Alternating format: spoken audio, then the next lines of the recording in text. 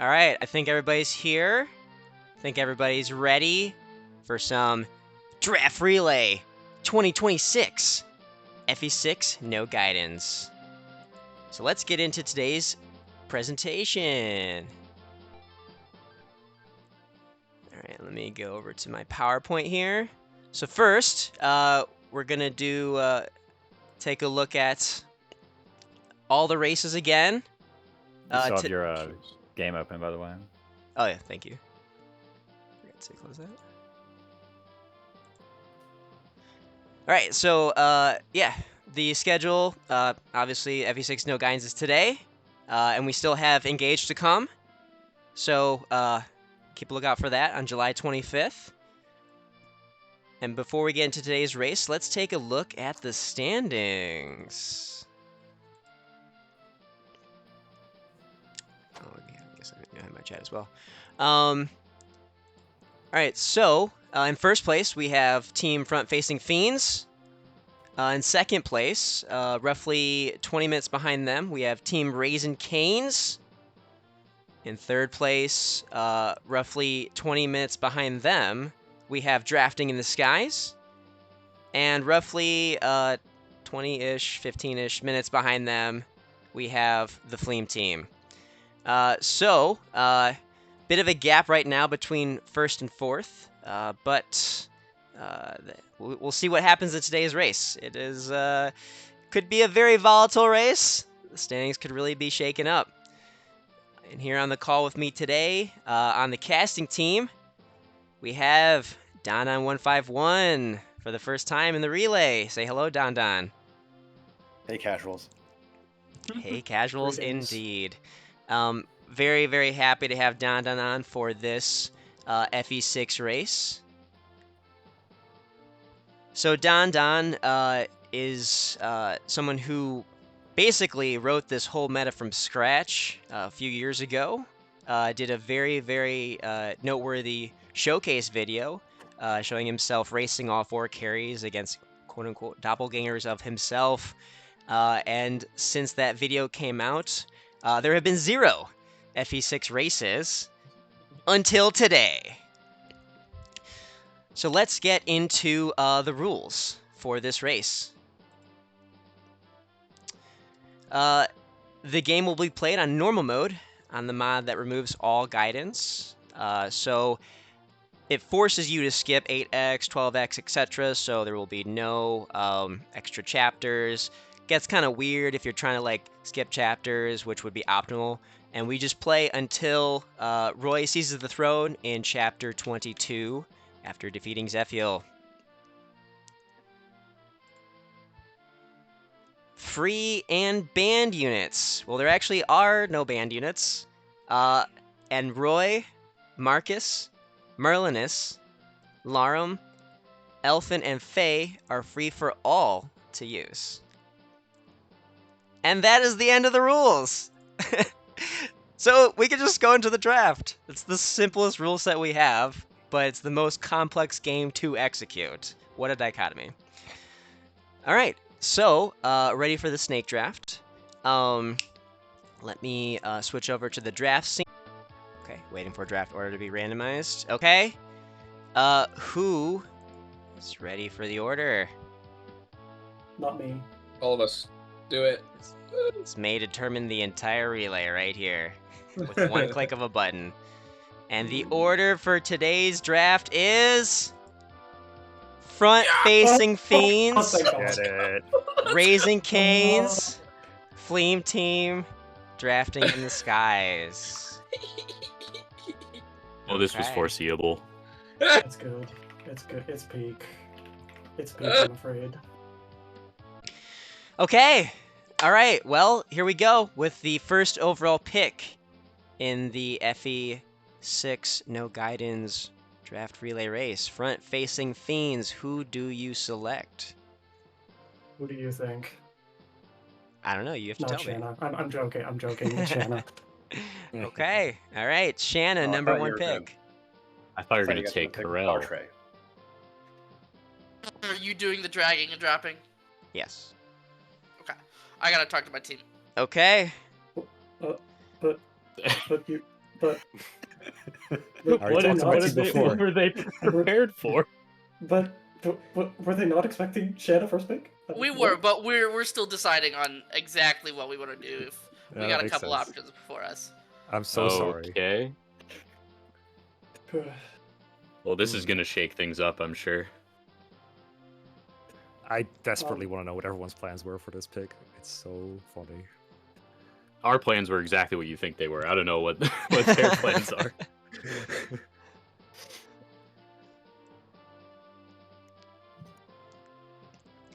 Spam, is it still just you and Joshua? Just two of you? No, it's me, Norium, and Smithsville actually. Oh, okay. So you got more than Yeah. that. Wait, no Josh?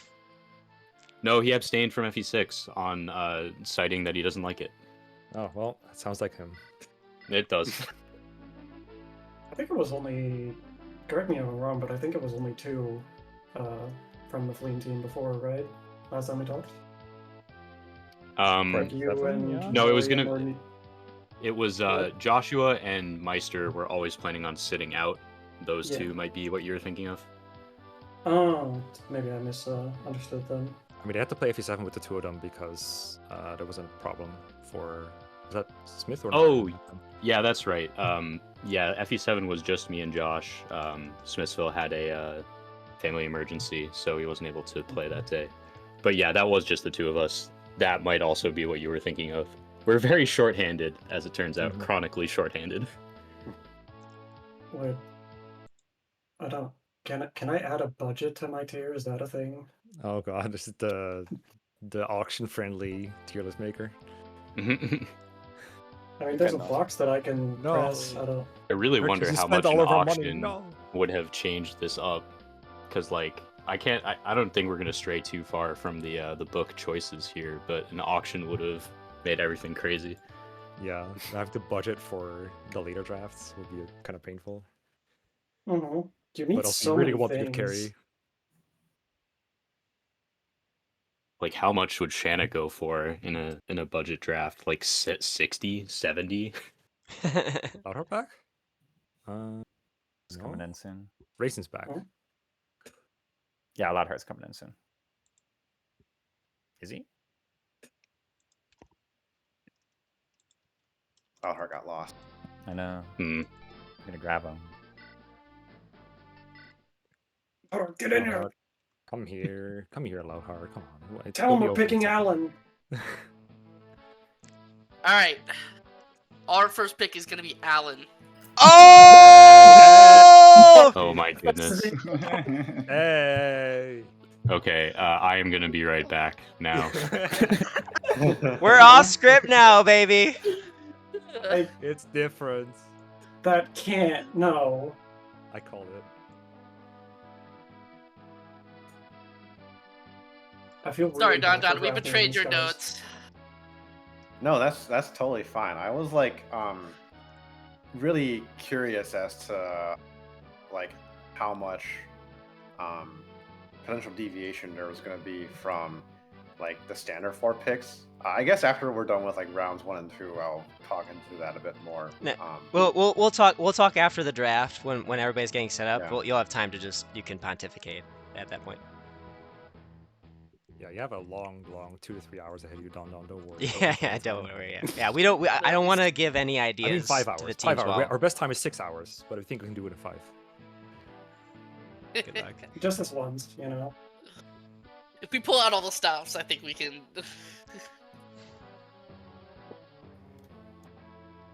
All right, I'm back. Okay. And for our first pick, we are going to take Lance. Okay. Navs are adjacent. Okay. I, feel so I am. bad. So fucking happy. Okay, shall we go to the call? Yeah, okay. Yavi. They're happy. Interesting. This is insane. I think. Maybe they're I think I'm taking the always Lady happy. Saul. They've cooked some stuff. No, you see, I they think- always want a bad team, so now they're happy that they can draft a bad team. I think I'm currently having a nightmare, but in this nightmare, I'm the monster that's chasing me. I mean, Our specific preparations coming true, but in the other way around. I realized how many people were like in the call, and I'm like, I'm gonna go over there. Welcome. I felt You get to lonely. wait with us.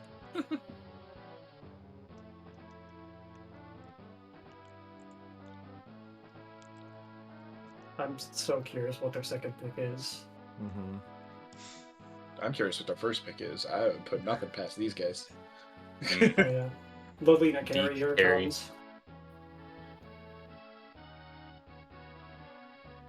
Theoretically, Lolina can build a Roy support, and that's what you need as a carry, right?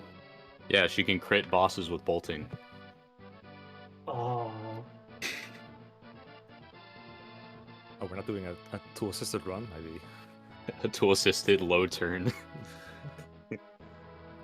I mean, we're all using tools if you think about it. Controllers, keyboards. None of those are base hardware. I'm a tool. I was gonna make that joke, Mecca. Screw you. The Gina timer, the stat overlay. Yeah, the drafting in the first place, we're using a tool. It's all tool assisted. Alright, so everyone is disqualified? Well, it's I mean, actually not against the blue script rules. showing us how far ahead or behind our carry is. That's definitely a tool that can technically provide us info. So what I'm hearing is it's fine if I just start using frame advance and playback, right? I mean, once I start cheating, you know. I mean, might as well Justin just did keep say going. that's all the rules there were, and didn't say anything about other forms of cheating. So. I did not. Hmm. It's not Loading written a down. save state of chapter 22.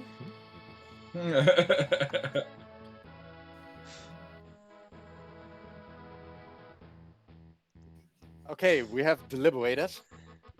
We're taking Melody Nemo. Oh! Alright, Wow. Yep. Yep. That Yep. is awesome. Very cool. I've deliberated with my team already, so I'm gonna go ahead and take Saul here. I'm so curious how this is gonna go. Alright, talk to my team.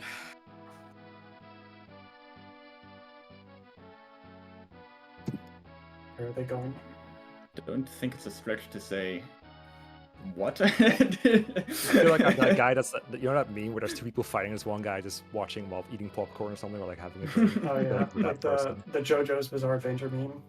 Yeah, or the Three Houses meme. That's Shanna privilege right there. Yeah. I'm back. All right. Our team would like Yoder. What the fuck? Oh man, this is so good. Well. Oh, this is so fucking good. Shan I- privilege. Okay. Let's go talk, I guess. Oh, this is so good. mean, I don't can't wait. think Oh we my really need God. to, but yeah, sure. For I would posterity's like to sake. talk. Oh god. Oh my god. I was hoping this would go off the rails and it fucking did. I love it. Oh my god. The only only team who's not impacted right now is Flame Team. Yeah, I would have loved to fuck over front-facing fiends, but it wasn't in the cards. Well, I mean, we'll see. We'll see what happens here.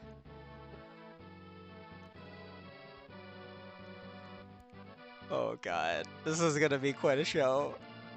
I don't know mean, how I you're would gonna handle also- a particular chapter. I would also like to screw over front-facing feeds too, but they got first pick, so it's hard. Yeah. I mean, I would say impossible after they took Shanna and had Percival and Yoder still on the board. this is different. Sure.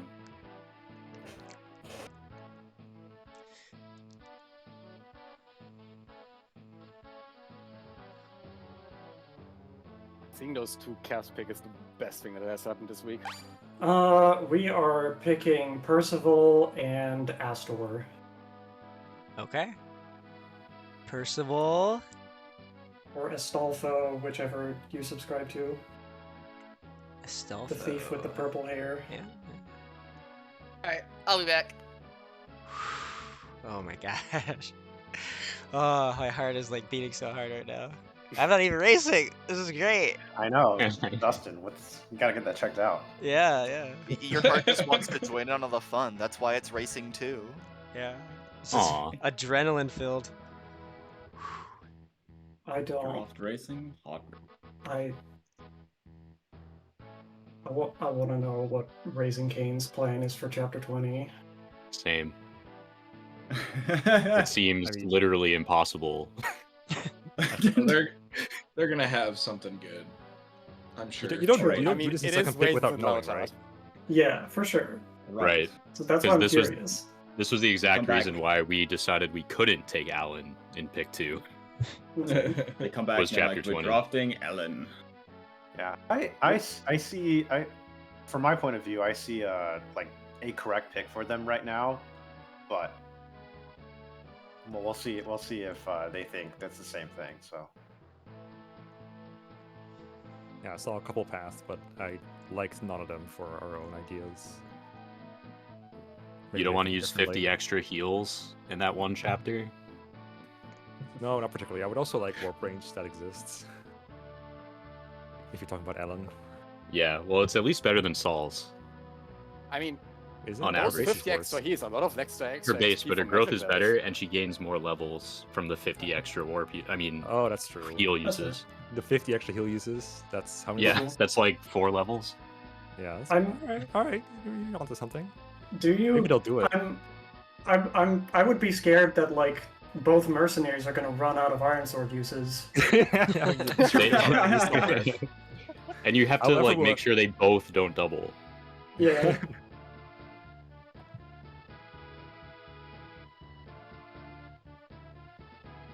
I always love like when the slots were revealed, like and it goes, wow, this is the worst position for us, and then it turns out it's not. Well, Right. Because everyone has to basically assume that like people have a similar view as you, so it's like if everybody's drafting per your own priorities, yeah, there's one pick slot that you often don't like to be in. yeah, I mean, I think I feel like their team may have like been cooking some off meta stuff, but I want to see. maybe that's why again I wanna really play the whole wanted to game have first. an earlier pick. This is gonna be the of all the VODs, this is the one I'm gonna go back and watch all the way through. Are you insinuating you didn't watch the other VODs? What the hell? Not all the way through. I skipped my own section for some parts. Oh, okay, well, that's well, fine. you played it. Yeah, I already know I screwed this up. Don't need to see it again. Exactly. I think for FE12, me and Raisins just sat in call for like 6 hours watching the VOD back together at one Nice. point. She was like, Oh, really? dude, I can't sleep. Let's watch the VOD.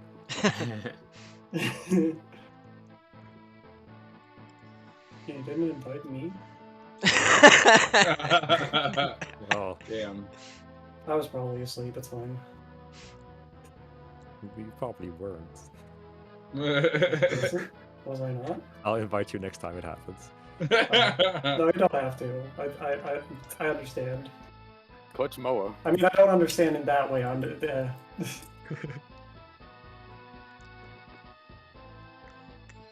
my god, I just like. I'm so excited for the draft to come back to me. For us. Yeah. Whatever, you get what I mean. It's time for that long deliberation. The fuck do I pick? Yeah. In a sense. It almost looks like an auction draft on our end. It would take a thief to get more money for it. Mm-hmm.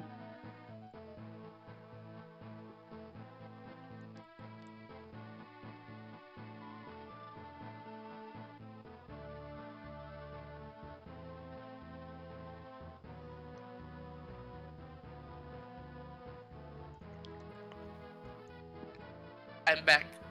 Okay. We will Ray. Ray. Ray. Makes sense. Really? Okay. Fleam All right, team. good pick. I will be right back to tell you what we take.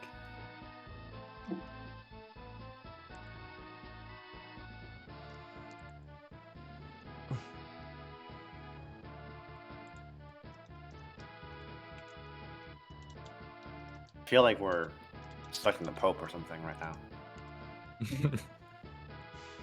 Wait, why? Just Waiting. like the solemnity of this, and the fact that like people have to come in and out and discuss things in private. Yeah. Oh, okay. Okay. Well, I'm glad you have experience, with the conclave. I mean, I don't actually know how Pope selection goes. I'm speculating that that's how it is. How did you get I selected? think it's Right. quite similar to draft racing, personally. Yeah.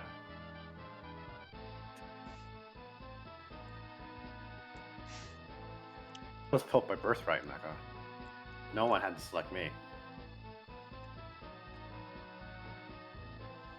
It was just a random shitpost in Seren's Forest, and that's how I became Pope. It's true. Before we draft our next pope, we need to discuss the concept of counter-poping.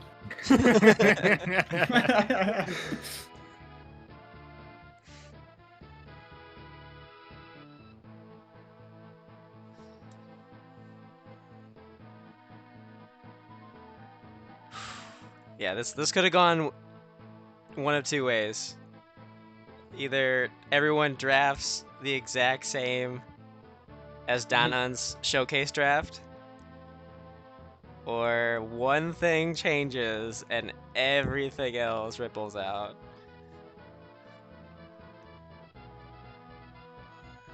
So glad we got the ripple effect universe. I'm just glad that this is all within our preparations. It's great. Tell them that we prepared. Happy Shaq. for you. I feel like people are going easy on us. I'm a little upset about it, but I should be glad.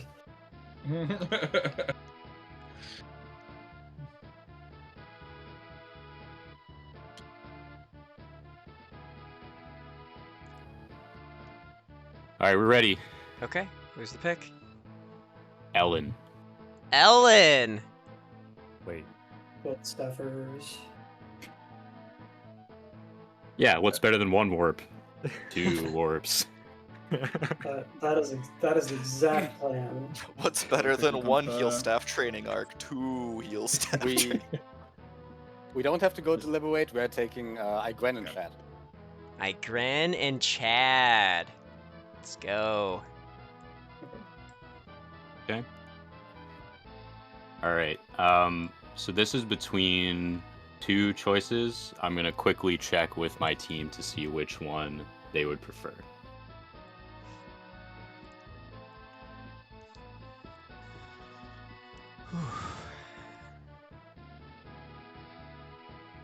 This might be the earliest Igren's ever gone in one of these. Also, the earliest Alan's gone, so you know. Also, maybe the latest Chad's ever gone. I think he could have gone later. Could have, but it hasn't happened before. I feel like those very beginning scuffed draft races definitely did not have a threat to get the The Delphi. Iotes field, and they definitely went undrafted. Okay.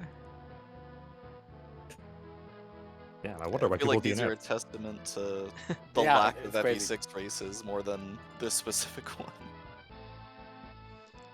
Imagine making top 20 even harder.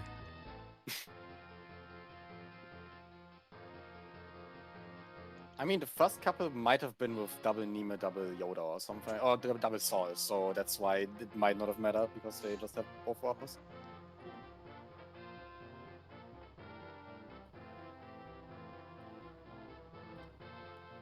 Do we actually have races like that with double Nime, double Sol? I think so. We I don't. think one. Okay. The race Which you're one- talking which about, we don't mention actually because have it. No one finished. Yeah, we don't have that recorded even on the race list. Because I thought the old FE6 races were all like double DNF, double Sol. Got him. Well, that one was quintuple DNF, so How about DNS? Did not start. Yeah. That's funny. whenever somebody else makes a joke, I have to say that's funny because my Discord doesn't pick up my laughter. Too high pitched. You gotta laugh harder than Grexius. You gotta, belly laugh. That didn't even Therefore, work. you were just scared of You have to competition. laugh like Mecha's soundbite. Ha ha ha. I think I have that actually. And like slap your leg while you're at it. It is. Still funny after like 10 years. Not 20. The clip is literally 20 years old, I'm pretty sure. The clip is older than some of the people in this Discord, probably. Oh yeah. I think how old it is.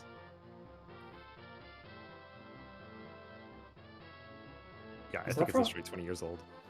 That's from that live action show about the clown and the acrobat, right? Yes. Yes. Yeah, Bossy and Adrian. Yes.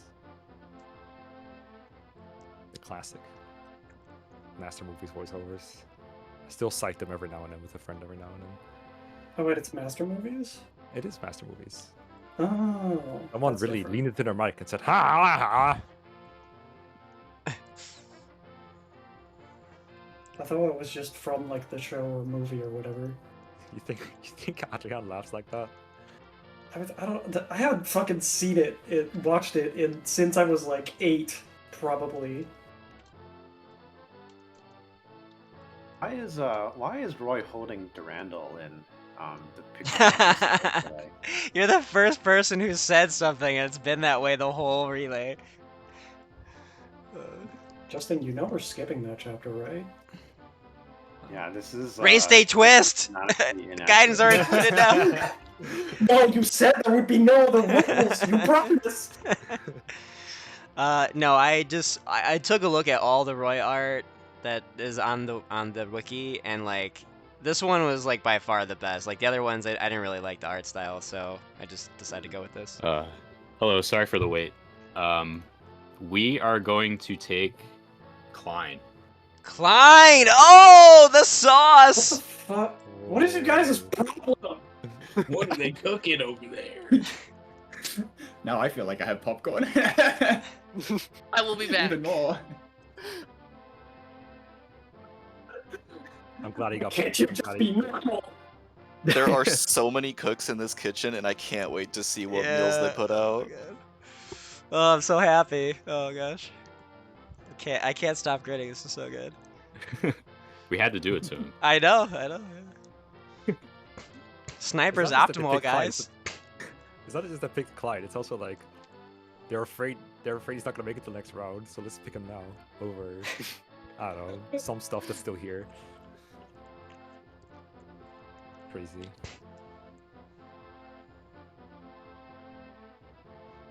Me. Oh no! What if they all pick a thief round 1? What if? Well, we've got our Delphi shield on lock. Yeah. All right, will Raising Canes take another unit to train up to be a warper, early warper? Green pick, here it comes. Yeah, get ready to not Here it get any comes. magic. The score. Chlorine starts with E rank, right? D. D. Okay. Just a clean 100 staff uses. Same as Ellen, just less magic. But she has a horse. Which is totally relevant when you're warping people. I mean, hey, she could rescue other people. That's true. She can warp from and when she starts farther away.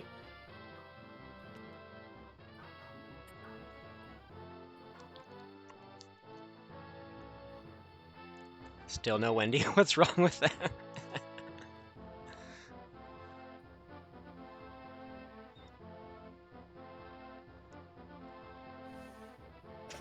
Yeah, welcome in again, everyone who came in chat while we were drafting and shooting the shit. We're gonna have quite the show today. Quite the show.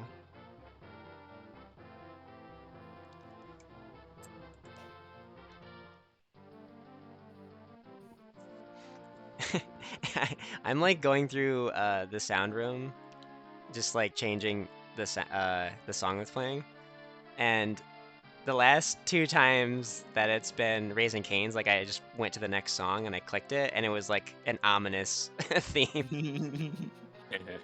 Action theme. I can't believe it's. Did you ever get around to making a playlist, by the way, Justin? You know what? I actually only remembered on Thursday that I was like, oh, I should do that, but then I had no time because I was in a wedding yesterday, and But you're had, in like, the wedding? I was a groomsman. Congrats. Yeah. Okay, Thanks. groomer. But basically I had like rehearsal dinner stuff on Friday, and then I had the actual wedding yesterday, and so by the time I remembered to actually do it, I didn't have time to do it. So I have returned. We will Welcome. take Cecilia, Hey. okay. the waifu. Uh-huh. You're breaking my heart. Lifu for Lifu.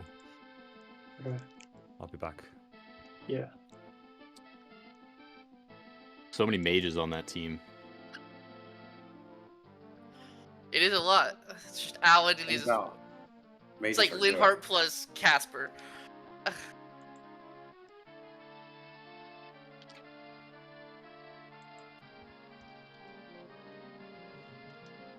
Turns out staves are a good weapon type.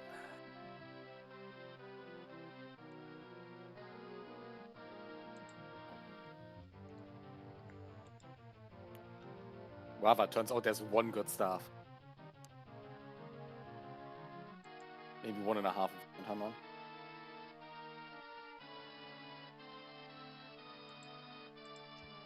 Okay, I found. Yeah, I mean, it is too bad the rescue staff costs like so much, or like isn't super easy to get and isn't that beneficial either in this game.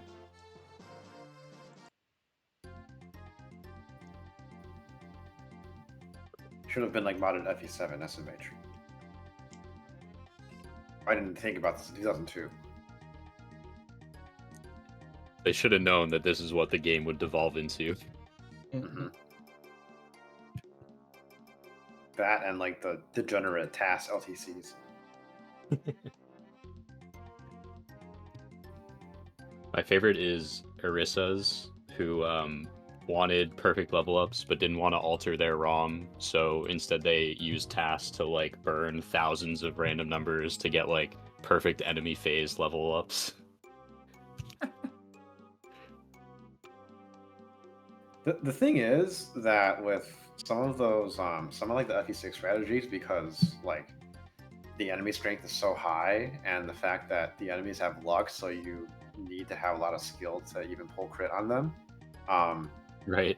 The like chance that a very unlikely enemy phase can happen can get to the point where you question whether or not like the GBA's pseudo-random RNG, like I guess like the possible sequences they can generate are even realistic. Right? It's right, not that, like how there was this thing has like a 1 in 140 billion chance of happening, and technically speaking that's possible. It's like maybe, but is it in there? like, yeah, theoretically it's possible, but like, can the GBA actually do it? Is there such an RNG string that the GBA can actually make with its linear feedback shift register or whatever the fuck it's called, that will actually enable it? True. Didn't they find the actual like back-to-back hundreds that allowed 100 to miss after like years of searching? Yeah, it's like so far in that it's unrealistic. You'll see 2RN 100 miss. But if they found, I don't know, if they found that, surely. But still, it's like there's a finite number of combinations with just the GBA. Yeah, I mean, a 2RN 100 miss is like 3 in 10,000, which is just child's play compared to some of the ridiculous RNG that exists in some of the. All right, gamers, we are picking Zealot and Noah. Zealot and Noah. Oh Both of shit! Both of these. They figured out Noah carry. Calves. That is cool. We didn't have enough calves. Yeah, sorry. Actually, can we get Alan? We heard mounted units are good in Fire Emblem, so. We are back. Alright, same here. I will BRB while we're waiting for the pick.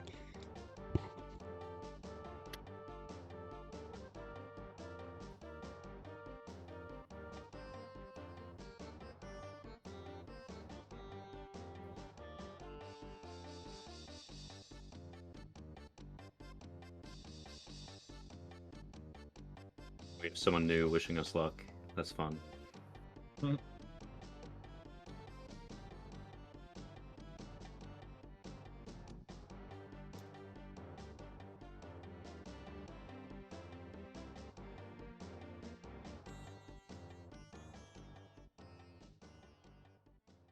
So Castle, the good news from yesterday is I won my softball game, but the bad news is I managed to like hurt my wrist. It happens. Yeah. But I'll just have to take a lot of breaks during this run, I guess. Yeah. That's too bad. Sorry, I'm gonna leave it all on the field. Exactly. I don't remember the last time I didn't feel pain. It's fine. Nice.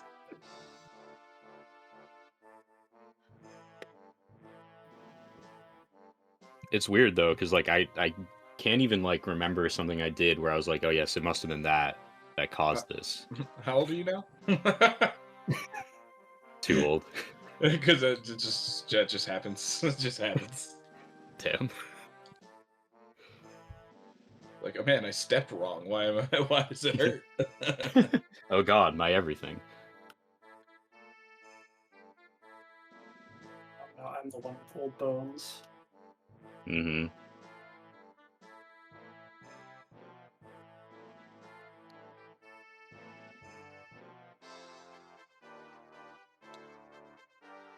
I did like objectively pretty well in the game, but did it in perhaps the most embarrassing way possible.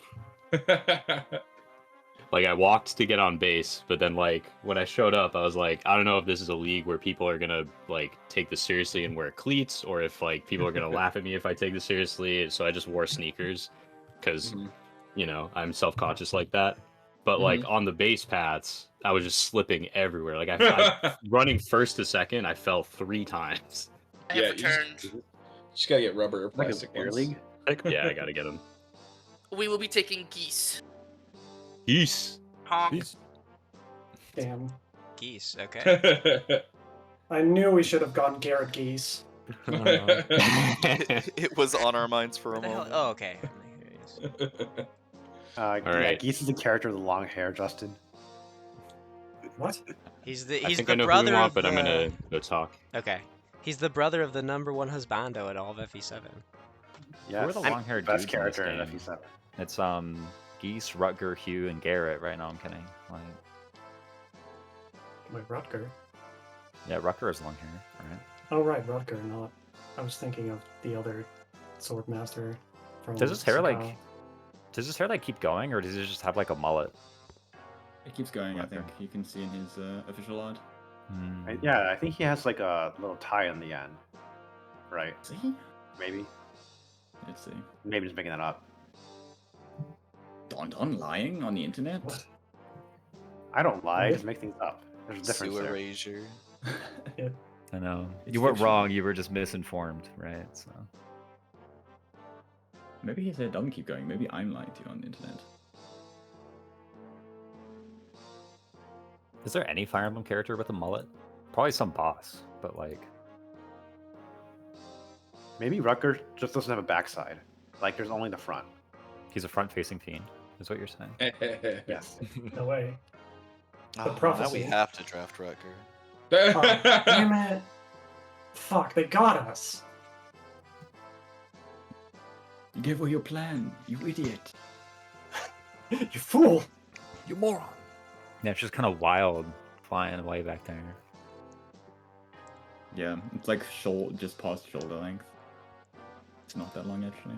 Wait, Astolfo literally has a mullet. Is that a that? mullet? I don't really think it's a mullet. I feel like it's just like slick back hair that kind of like flips up in the bottom there. You need to have He's got the Uh, Lex going on. shaved I don't sides know. to be a mullet, right? It's like he's got like a greaser haircut. Astolfo does. Right? It's not a mullet. In his official art. Yeah, it looks very greasy. All right, as it turns out, my team and I were already on the same page, so we are going to take Trek. Ooh. Right. To the call.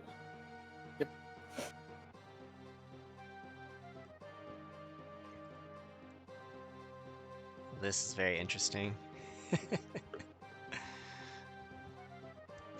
Honestly, if nothing else, I'm so glad we decided to go with Alan here just for this draft. There we go.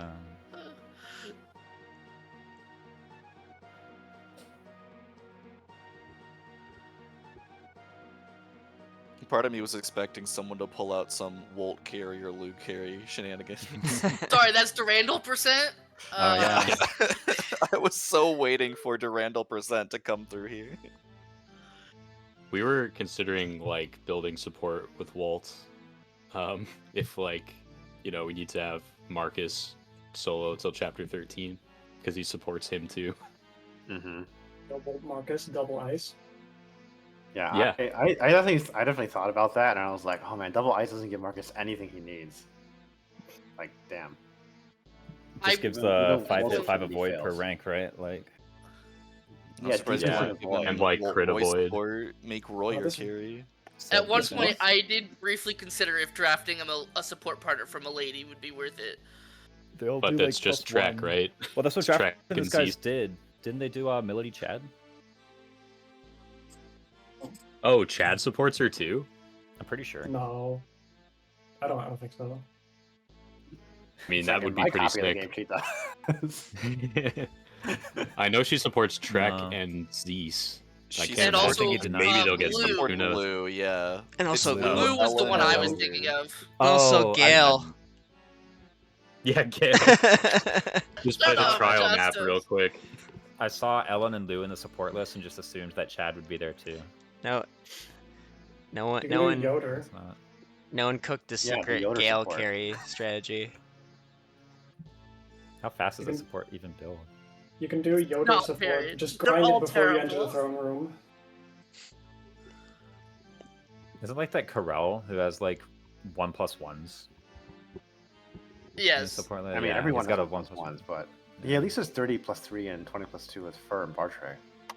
Milady has the same thing with Zeus and Ellen, but then the other three are +1s. Yeah, 1+1 track. Hey, that wind affinity though, you know, you get some hit. Yeah, might too. That is what she needs. In the case of Melody's second pick, Ellen for warp and support, crazy. Whoa, 100 staff casts. And counting. Okay, use Ellen to warp her out of support range. Good strategy. No, you don't get it. You hack Milady in the chapter 6, and you build the support while Ellen's playing this death thing. You Maybe in it was chapter Clarine 2, you Rucker all warp Ellen along. up to the boss so that in the turn where Melody's there with the dialogue, you get an extra turn of support building. Anyone want to lab Clarine Rutger real quick? No, thanks. Yeah, I was gonna say- I'm good. I'd rather do Clarine Lance at that point. Clarine Go Rucker back like to sucks into 2008. Randall percent. It's gotta suck here too, right? Like, Yeah. Oh yeah, what were your conclusions from Durandal percent? Was there like was it like a imbalanced teams at that point because of the options available, or was it like not actually really. I remember like okay, Diak was like pretty far and away the best carry, but he would end up having like a pretty weak chapter 8 and chapter 8x because of like no cabs. Typically cabs would just get counterpicked on the turn. Yeah. And so that made it like pretty rough for him. Like it was really it was like Diak and Zealot were there. And then What was good, and then like Lilina was good for endgame. Basically, Hey, right? Like don't Lilina forget was about my actually boy good. Lou. And Lou was also Yeah, good here too. I completely wrote off Lou during preps for that, so that was pretty impressive. I If like I Wolf, hadn't but died you in kind of chapter really 8, want to be able to get Zealot in round That's 2. the draft. The draft. Hello. Yeah. Welcome back. We are wanting Deke and Chloe. Deke and Clarine. Ah, support grind. In that order? oh, they're setting up the Rutger support. That's right. That's right. Our boss killer's coming Yes. online. All right, we have a really important decision, so I'm going to talk to my team to see which flunky we want.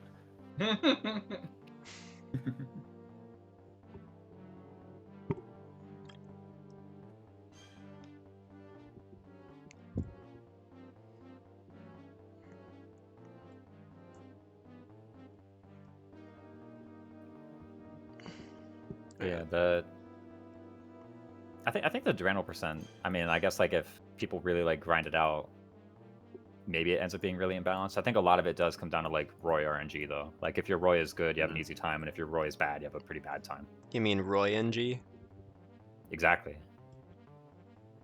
The whole They format was generated actually just number? Roy propaganda. Like This is true. We just did it to make Roy good.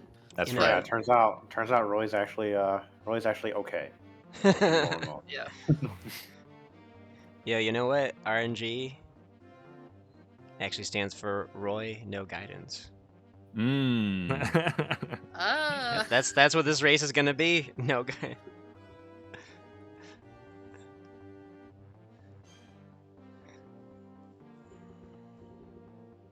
Okay, I found a good FE6 OST playlist so it'll just play by itself, so that's good. There we go. They're all, Not like, that one guy remastered who like tracks, too. remastered the FE8 tracks. Or... Yeah, these Oh, are are all you like talking about 2 minutes long. The playlist or the uploads from Draxon Dev? The No. FE8 or Sounds FE6 like one? the right one. These are from Gaspacho146. Oh.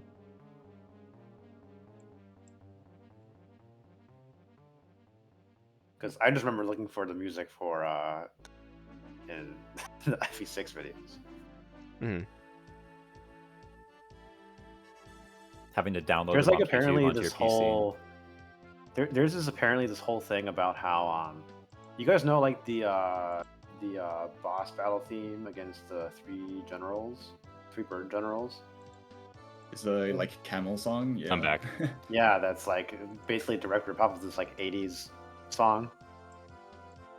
No, is it the one that like plays when you fight Murdoch or? Yes. It's, yeah, the one that plays when you fight Murdoch and Narshan and Brunya. So we're gonna deny drafting in the skies that big support triangle they were gonna do totally, and we're gonna take Rutger. No. Oh. How could you? I knew drafting a boss killer in round 7 was a bad idea. Denial picking in this draft race? No way. You know, it occurs to me that it's fitting that drafting in the skies did end up getting a flyer. Even though they were First fourth. time? Did we get a... I mean, I guess everyone gets a fly in FE12. Right. I'll be back in a bit.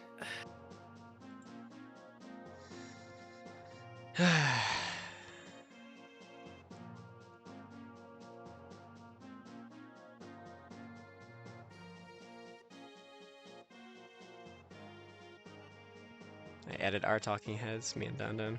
I like set them up and then like I didn't turn them on during the draft. Nice. That's okay. The chat knows when I'm talking because of the condescension that's dripping from my voice.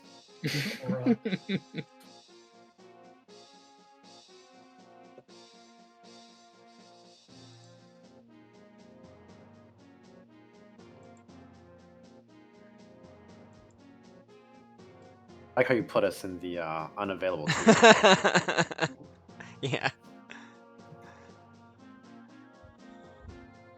Yeah, I actually was like, oh, where do I put us? Maybe below the draft. And then I was like, well, I don't want to like go over Roy, even though the other teams are over Roy. So then I was like, I'll just put it here. And then, yeah, we are quite unavailable to help the other teams though. So. Yep. Do Do you want to be Douglas? Except for all the or help that's should I be being Douglas? provided already. Physically, emotionally. I mean, I think I've got enough meme history with Douglas that unfortunately it has to be the case. Okay. He'll go the distance. All right, I'll switch them around so we can do this. I've been meaning to ask. Justin has a front-facing portrait. Dondon, where's your front-facing portrait? I was going to use the front-facing portrait that I clandestinely obtained if the team reliant on Marcus actually behaves. Oh damn. You don't want to be a bad human. We need a good Marcus, and then it'll be earned. Wait, where did? Oh. I couldn't. I was trying to flip them, and I couldn't flip them when it was just 2 in the tier, so I had to move Douglas to the other tier first. Douglas teleported. I am back. We will take Thea. Nice. Okay. Good pick. +2 defense is a good draft. I love +2 defense. I don't think we'll need to discuss much, but we can go for a sec. I'll see you in my office.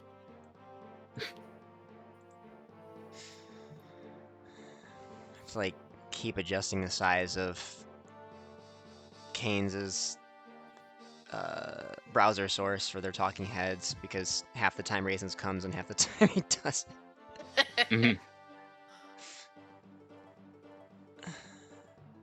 Well, he's warming up now, so he won't be back. Okay. Consistency. Actually, do I have... I'm glad that talking heads are working again, because at the end of the last stream they were not working, so... Yeah, I mean, it says you're supposed to be getting your server nickname. Well, maybe it's just like super, super tiny. I think I see it. Not sure why it's so tiny, but whatever. It happens. Oh, wait, name size. Okay, here we go. Why is this... Let me try this. Okay, well, it's a little bigger.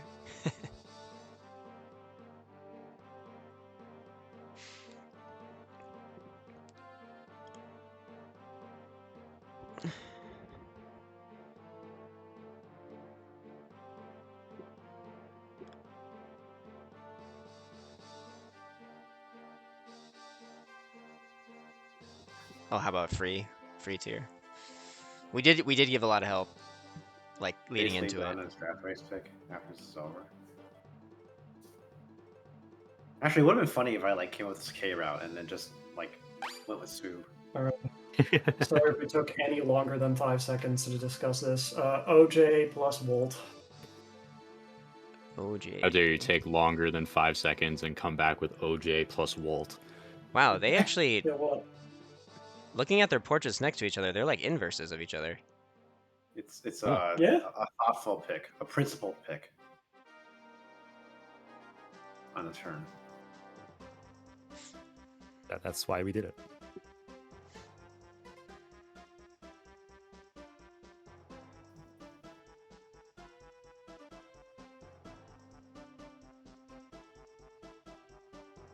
I will go check with my team. It will probably take 2 seconds. I was about to say we're getting to the point that do any of these units do anything?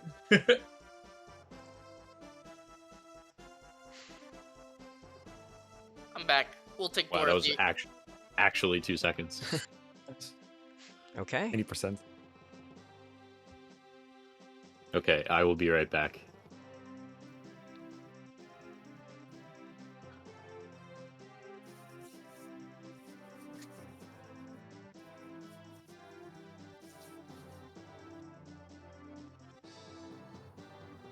Oh no, wait, we fell out of the unavailable tier. No. Abroad. Untiered unit.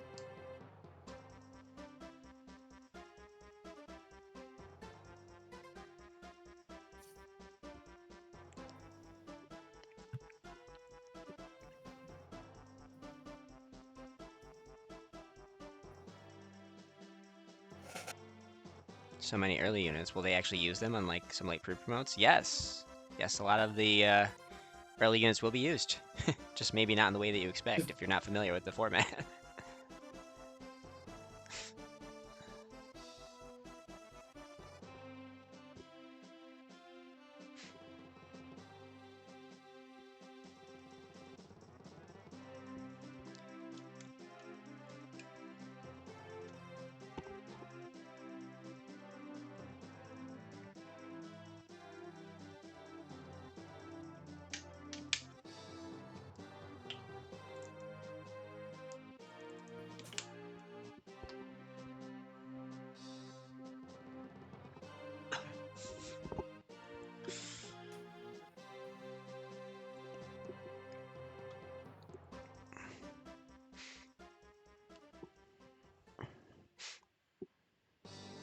Bro, this playlist is so clutch. Holy shit. So good. It was really getting my nerves earlier when it was like stuck on the same song for like like an entire round, and I was like, oh gosh, I have to like manually change it.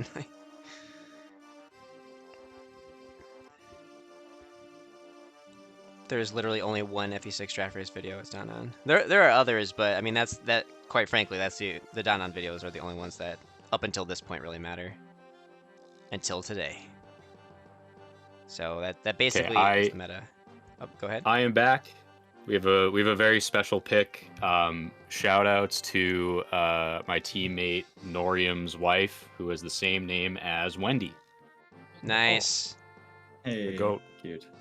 The goat. Is this the last round? This is round 7. That's really I'm fine. It was, I mean, 10. Okay. Unless you guys want to end early. I think if Let's do one more. Lot Ward. You said Wade? Lot and Wade, yeah. In that order? Axe Bros. Fighting. Yes, in that order. Okay, just Very checking. important. Dang, you have like the Oh my entire God. Geek Squad except for Shanna.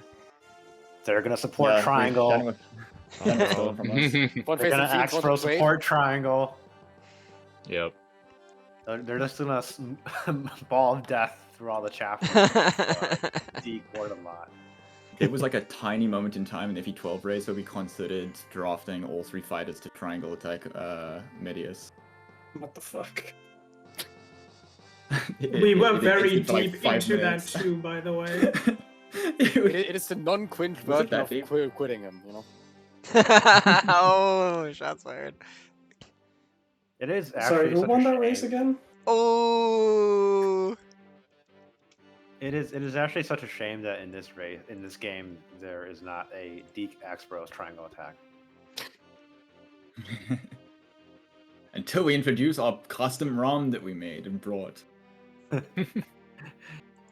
Turns out Norium's add-on actually just stealthily patches in Axe Bros Deke triangle attack. Yeah, all that the rules say is use the Norium mod. It doesn't say what the Norium mod can and can't do. Exactly. You guys didn't check the scripts closely enough. There's a secret Check seize the point on front every map. Bam, what do you want? Yeah, I'm looking at the available tier and being like, who do I really even want? I'm pretty sure my team doesn't care at this point, so we're just gonna take Barth. Barth.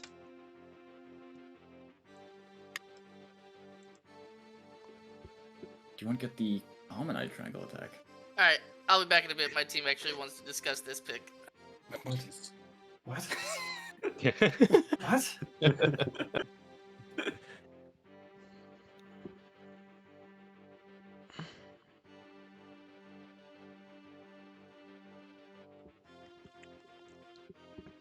Dang. Oh, fucking.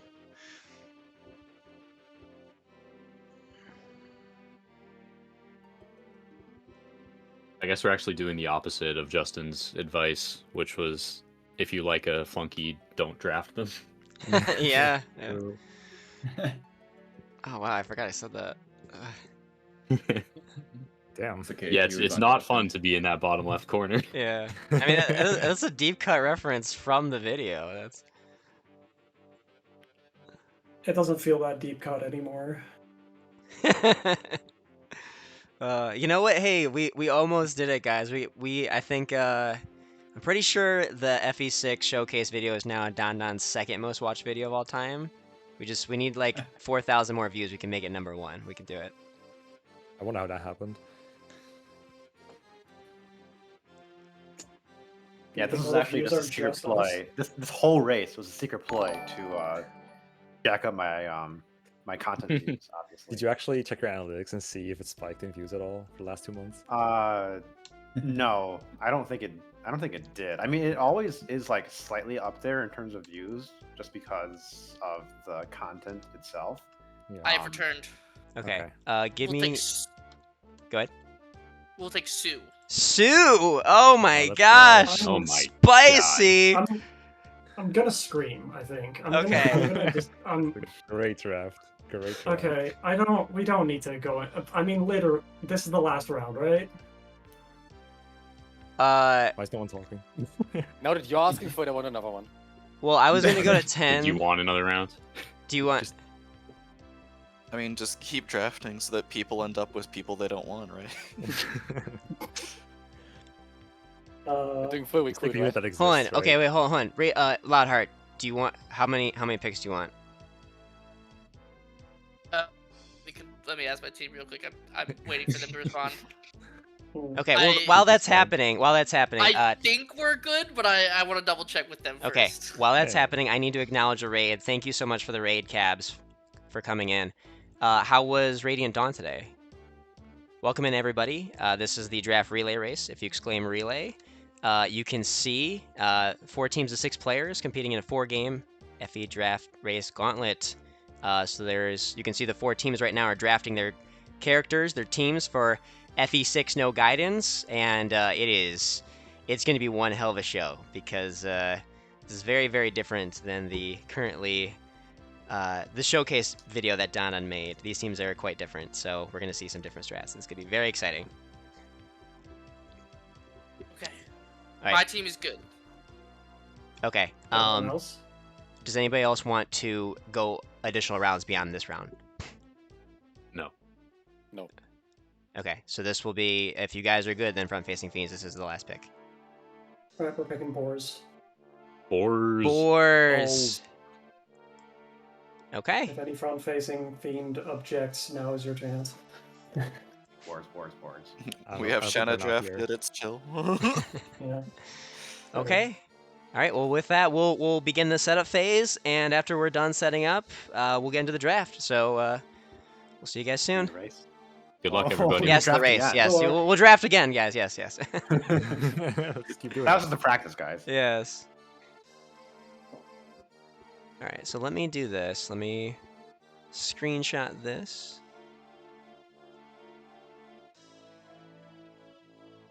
And Dondon, if you want to pontificate a little bit while I'm getting set up, you can do that. Oh yes, sure.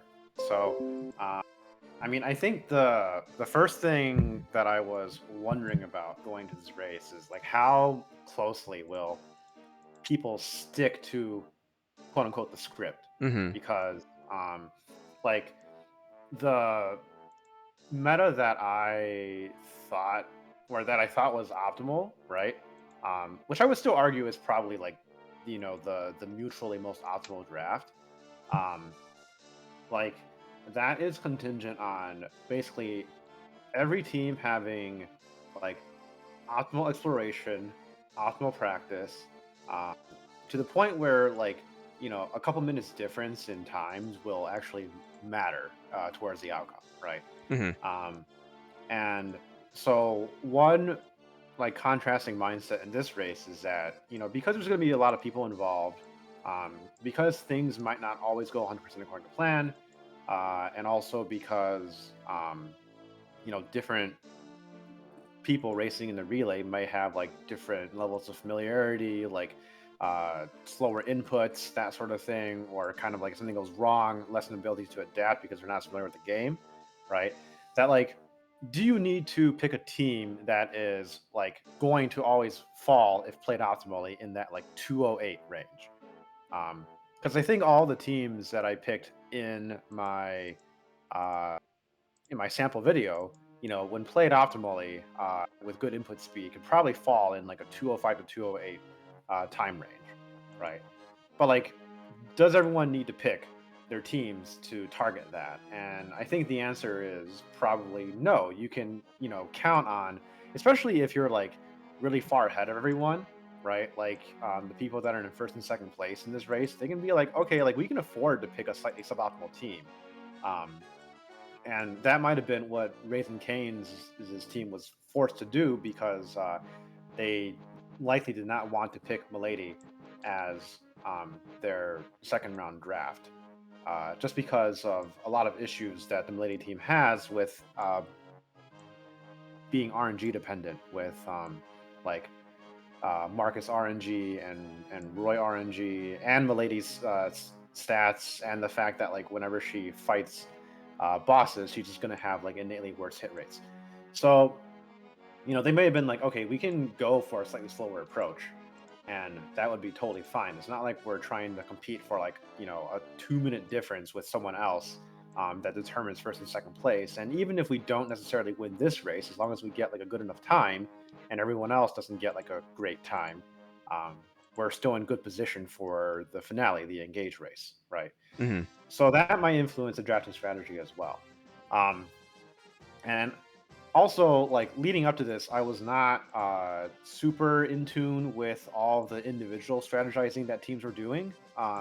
I understand that you probably were, but I wasn't. The only things that I got were, first of all, I did end up like talking with Mecha relatively extensively and tuning into his streams, and I knew that like front-facing Fiends was basically practicing like the prescribed meta pretty religiously. Mm-hmm. They weren't really deviating from that at all, just because they found that like it was a better use of their time to do that. But I also had gotten a message from Gina at some point who asked like, "Hey, like would this other pick?" I just wanted to like sort of pick your brain for a second, but would this other pick order work? They were talking about like, what if you just picked a Warper as player 2?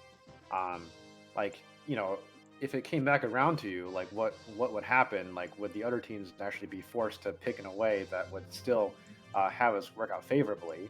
And what if they like picked all the carries by that point? Like, will we have a backup strategy? We do something like weird, like a Lu carry or a Lilina carry that's like a little bit slower, but in the end, like maybe it only costs us a total of like less than 10 minutes if played optimally. And because no one else is going to end up preparing for that, we can just dedicate our practice solely to that, or we can dedicate the majority of practice to a team that no one else is going to prepare for. So we don't need to worry about like these 4 different things. We can only focus on like maybe 2 different things. Mm-hmm. That's sort of like it's almost like the modded FE7 meta, where there were multiple options, and like in that meta, I thought there were multiple tier 1 like optimal viable options, but so in that case, like even though there were maybe competitive picks over like the best character, like a lot of people wanted Fiona, a lot of people wanted Wrath, but like if you could make a very reliable and like slightly slower by about 5 minutes turn by turn for someone that people weren't going to consider as their primary draft pick, then you could still end up with a very good time and not end up and only have to focus on like one kind of practice, right? Because like one of the issues with practicing for a draft race is you only have so much time, and if you need to prepare basically 3.5 different routes, it's very, very time consuming, even though every team has multiple racers for this event. So if you can consolidate all of that by just focusing on one particular team comp, then that really takes a lot of like potential mistakes out of the equation. You're very, very familiar with your own strategy. That's like the meta within the meta. So I was based on those factors, I was curious like how much people would stick to the script and how much deviation there would be. Now, when it comes to the actual teams in particular and like how they deviated off script, so obviously front-facing Fiends, and I know you're kind of setting this up, and you're not really able to like pull up the the results of the draft right now for me to talk about. But what I will say is that front-facing Fiends has like the simplest team, right? They first picked, they got Shanna, and even though the video that I had published before had like Yoder as their like second pick, Yoder plus Hero Killer is functionally pretty interchangeable to just Percival. Like you just adapt that little change in chapter 22, and you don't actually have to find the warp in the first place either, so that saves some time there. So you just like do 2 minor switches in chapters 14 and 22, and that's basically all you need to do for that chapter for your team. So they can play pretty by the book. Like they just need to follow the strats that I made, whatever optimizations that they may have found that shave off a little bit of time on top of that. And they're cruising, right? This is the advantage of them being first pick and getting Shanna. Shanna just really enables all of that. Really, the major thing that they have to worry about, protect against, is just getting so strength screwed on Shanna that she literally cannot do the strats that are required of her in chapter 8 onwards. But as I said in the draft video, they have something like a 6 in 7 chance to not be that screwed. And conversely, if they get a blessed Shanna, then they can like outperform the time that I had if they play perfectly. And if they don't play perfectly, they'll still have a very good time, right? Like, if they get like a low 2-hour time, that's already very, very good. The team 2, like second pick, so Raising Canes, right? They had like the pick that really shaked up the draft, which is the second round Paladin pick. And so there were a few junctures at which I actually thought that they had like ways to really make up for the fact that they didn't get a Prime Warper. So Yoder can use Warp, but the problem with Yoder is that he doesn't exist for chapters 19 or 20, unlike Nime. So there's 2 fewer chapters in which he can warp, and in an optimal run, that's about a 10-minute, I think something more than 10-minute time loss, just in those 2 chapters, because those 2 chapters in the Iliad route are pretty long, and chapter 20 is like extremely punishing if you can't just warp skip it because of all the status. So there were 2 ways that they could have sort of compensated play around that. One is you accept that chapter 19 you're just going to go slower, but chapter 19 is not super hard with just a paladin. You just like run straight forward and you take a little bit extra time, but with the support and a couple hand axes, you just still plow through everything, and you lose like a couple minutes there. That's not like the hugest deal. Chapter 20 is the main problem. So with chapter 20, one way is, let's say that you have a way to combat the status, right? Well, the way that you combat the status is with a restore user, and there is one restore user that comes for free at this point in the game, which is Cecilia. So I really thought that Cecilia should have been their 3rd round pick just to lock her up.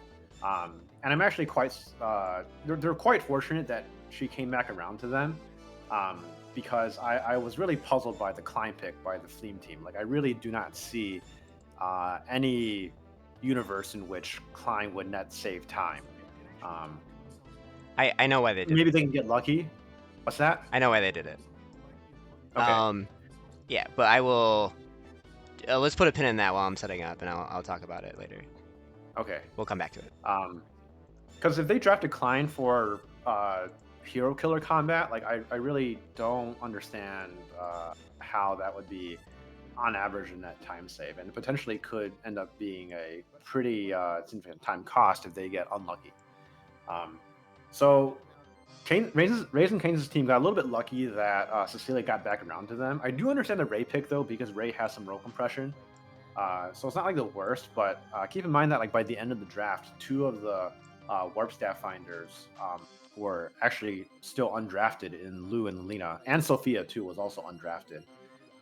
So like they didn't really need that roll compression in my opinion, and I still think that Cecilia 3rd round would have been the better choice, because if you, for example, had a strategy for Paladin solo without a Warper, but with a Restore user in Chapter 20, then you can still get through it relatively easily, right? The other way to mitigate this loss was tying to like a bigger innovation that I was wondering if anyone would do, which is that would anyone go to Sakai? Because that was something that I kind of just dismissed out of hand during my practices. You know, Sakai has a number of drawbacks. One of the main drawbacks being that the bosses are tougher. You still have Arcardo in chapter 17, and then chapter 18. You have what's his face? You have Monk, who is the nomad trooper that has double brave weapons. That guy's annoying. He's pretty fast. I do believe on normal mode though, like if you have a fast enough carry, you will still be able to double him because he does get weighed down by the braves. And then Kel in chapter 19 is also a huge pain in the ass. He's at Swordmaster, who is very dodgy, has a throne bonus on top of that, and is fast enough even on normal mode where I believe that a paladin carry will not be able to double him no matter what, even if they maxed out speed. And so you're kind of just like gambling on individual hits trying to get through. But conversely, chapter 20 in the Sakai route to me just looks a lot easier. Like it doesn't look as punishing as the Ilia route. There isn't like the 3 overlapping staff users that you have to worry about. I looked at the map real quickly in FE Builder ahead of time. I think there's just one Berserk user that you have to neutralize that starts like directly to the right of your starting point. And if you go fast enough, you might actually even be able to ignore him completely. And so, like with their Sue pick at the very end, maybe they're signaling that they actually have a plan to go to Sakai and sort of make up for the fact that they don't have a warper to help through the final maps in the route split. Maybe that ends up actually being slightly faster overall than if they went through Ilia warpless. So I'm curious if they are going to plan on doing that, right? So those are 2 ways that they can mitigate some time loss. I still think that overall they are slower than like the quote-unquote optimal team comps that I came up with. But again, you don't need to be perfect in this race, right? You just need to be good enough and familiar enough with their strats. I think Fleam Team has a pretty standard team. They have the winning team from the exhibition self-draft with Lance Saul. And basically once you have Lance Saul, a Warp Finder, and a left hero killer, then your team is pretty much all set. Very hard to screw around with their team. So they're pretty similar to front-facing Fiends in like what they have to worry about. Again, like you can tell me more what they're thinking of for the Klein draft, but I really just don't see why they couldn't have just picked Cecilia instead. It's not like other teams would have picked Klein anyway. I don't think. And then drafting the Skies is probably the next most interesting team after Raising Cane's. So being 4th pick, they ended up doing Warper plus Milady. I had suggested beforehand in like the explanation video that this is like a viable team comp, if not a kind of an awkward one, because it had presumed that you wouldn't necessarily get a thief to steal the Delphi shield. Now they do have a thief to steal the Delphi shield too, and so they can just sort of like combo on both of those things. You do get like Nimi in chapter 19 and 20 Ilia for sort of like a bigger skip. One of the main problems with skipping chapter 20 with Milady is just that her hit rates against Rorts are going to be a bit worse. But that might still overall be a pretty big time save compared to doing it with like that FA strategy that front-facing Fiends will inevitably do. But they otherwise just have like some of the benefits of a fire team and some of the benefits of a paladin team, and not like entirely neutralize some of the drawbacks of just relying on Milady, Marcus, and Roy as carries. Like they are still going to be a little bit more sensitive to poor RNG than the other teams, but very interested to see what they will cook up. The other thing I noticed too is that based on their Deacon Axbros picks, so one thing their team doesn't have, which I need to point out, might have been due to like denial picking from front-facing Fiends. Front-facing Fiends in rounds 4 and 5 picked Zealot and Noah. Even though Zealot and Noah probably are going to be like a very minimal, if not non-existent benefit to them. And I think the primary purpose of that was actually to deny those picks from drafting in the skies. Because front-facing Fiends, after their first 3 rounds, their team is basically complete. They do not need to worry about like anything else aside from just like random flunkies, and flunkies can be like anything.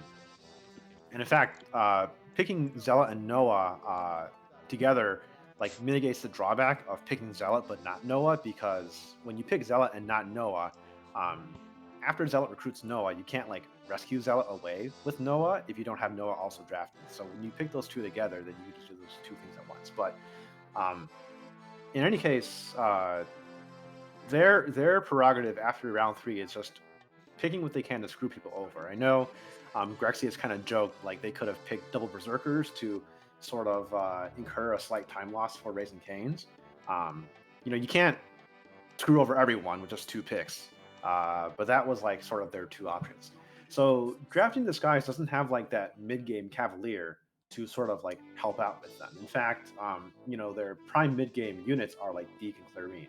I wonder if they cooked up something with Deke to be like a supportive role through the early game, because he does stand out on the team as being like the quote-unquote strongest drafted early game unit.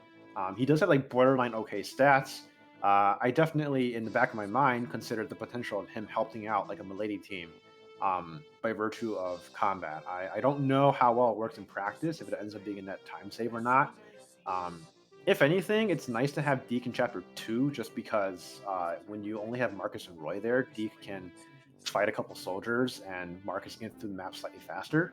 So there's a little bit of time save to be had there anyway, and the Axe Bros can also be helpful in that role as well. So those are the things that I am curious to watch out about. Basically, is Raising Canes, do they have a plan for Chapter 20 Ilia? Are they planning to go Sakai instead?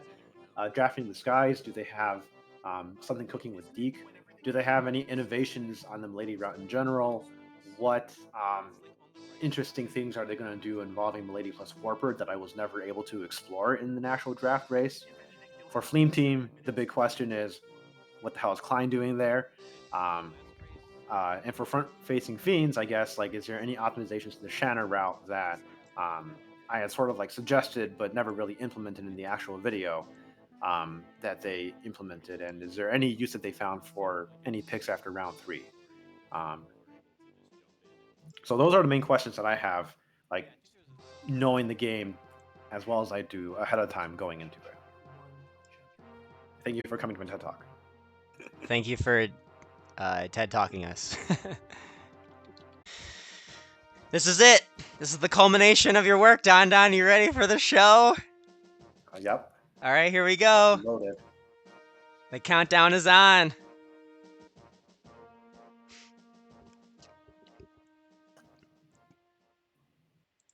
Get the right song ready. 5, 4, 3, 2, 1. Wow. And we're gonna have a slight delay because of stream, but Oh, I see. yeah.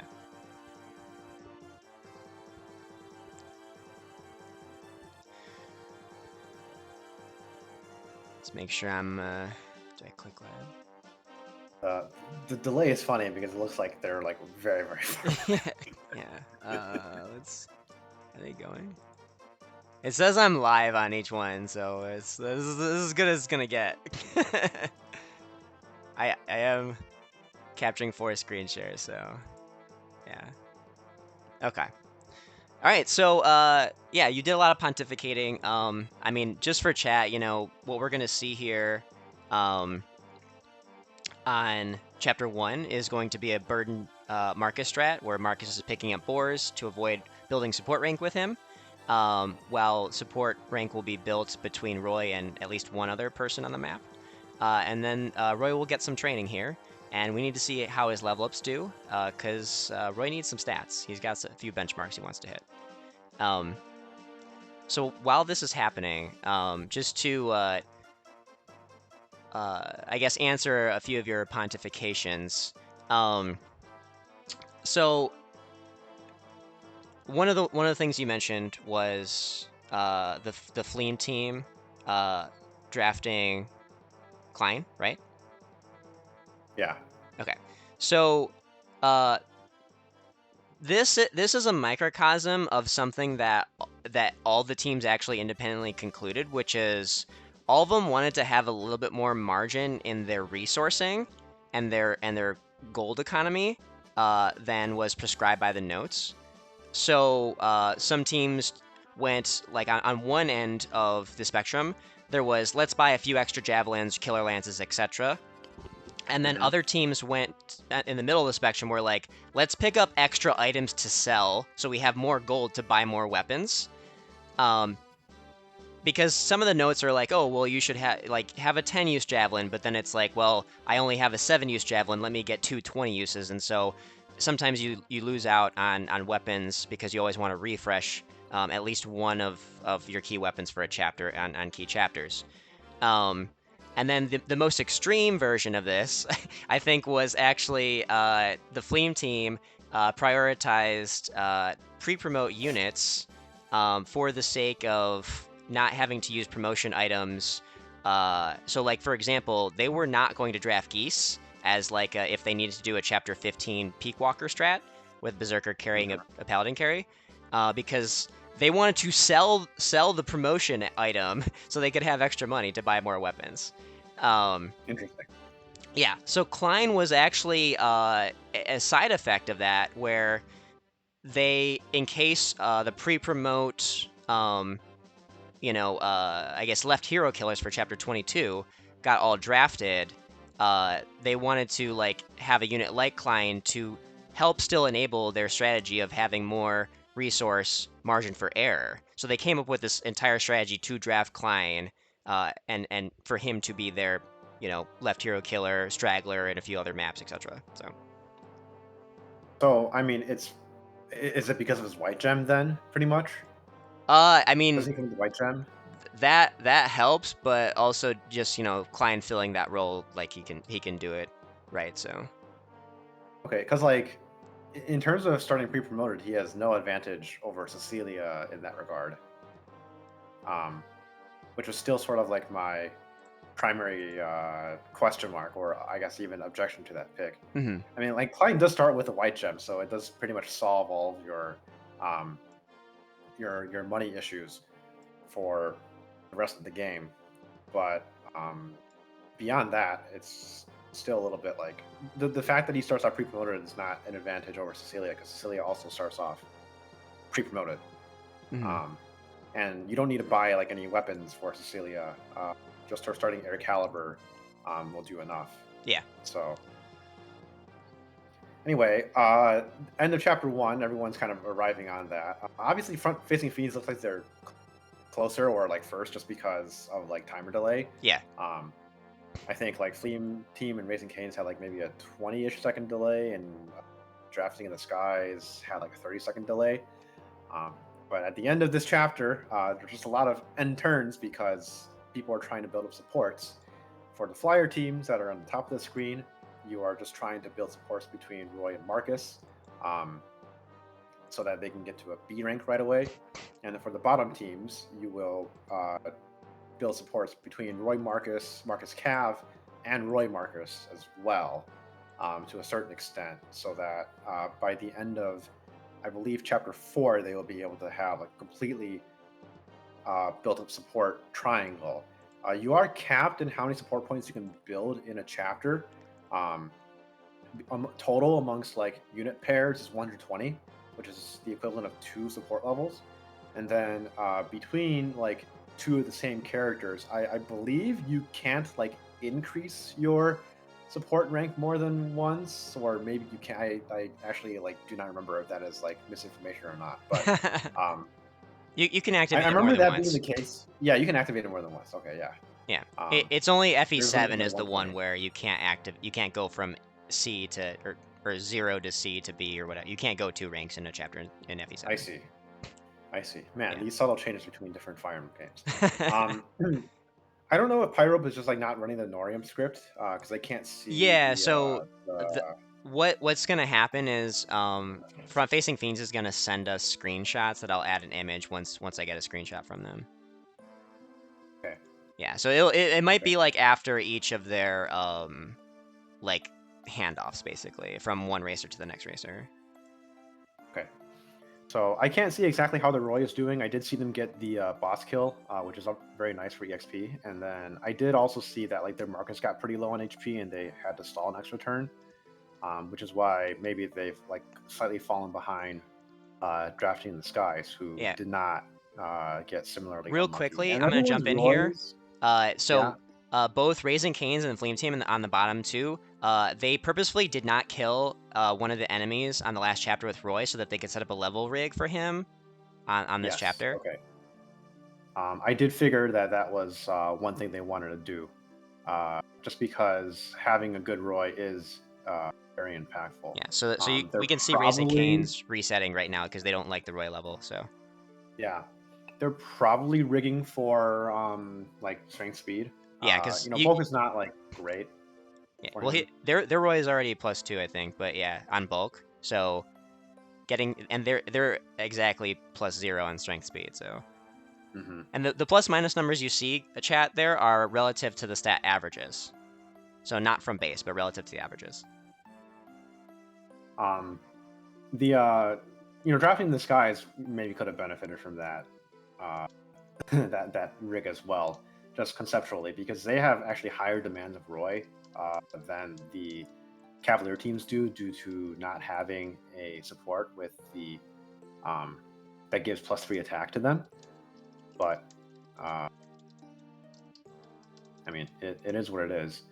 I will say I don't remember their growth off the top of my head. I think it's in like the 40% range for Roy's strength and speed.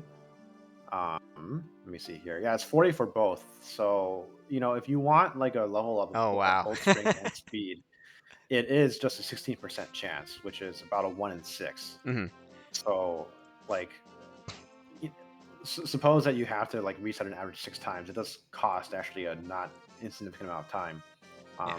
But in one of these races where it's not like super important, there you go. I'm probably keeping that for sure. Where it's not super important to like shave off every little second, and it's probably more important to just avoid giant time losses later on. Arguably, it's worth it. I sent you a link to the. I just sent you a link in DMs to the splits page. So every time they're taking their own splits in the Gena timer, and every time you refresh, we'll see like an updated what their splits are, so we can compare like how fast they were in individual chapters, and after also when teams will start to have breaks and they'll be off from each other on the timer, we'll be able to line up like, oh, after chapter 8 everybody had these times, and so okay, like this team was in the lead. I see. Yeah. And when you're talking about a team, I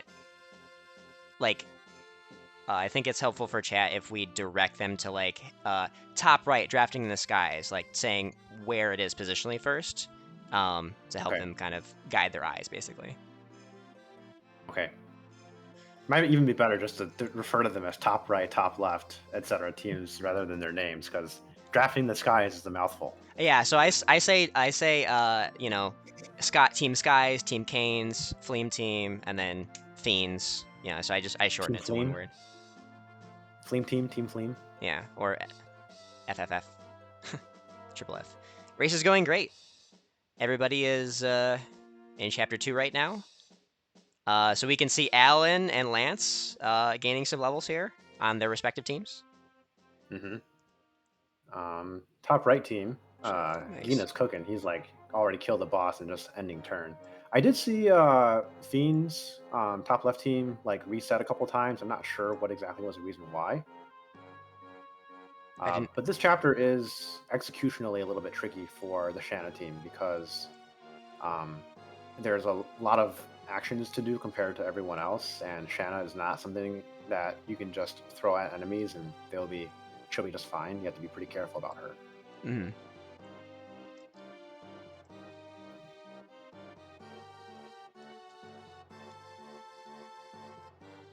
Flame Team is also just smashing end turn at this point at the end of the chapter.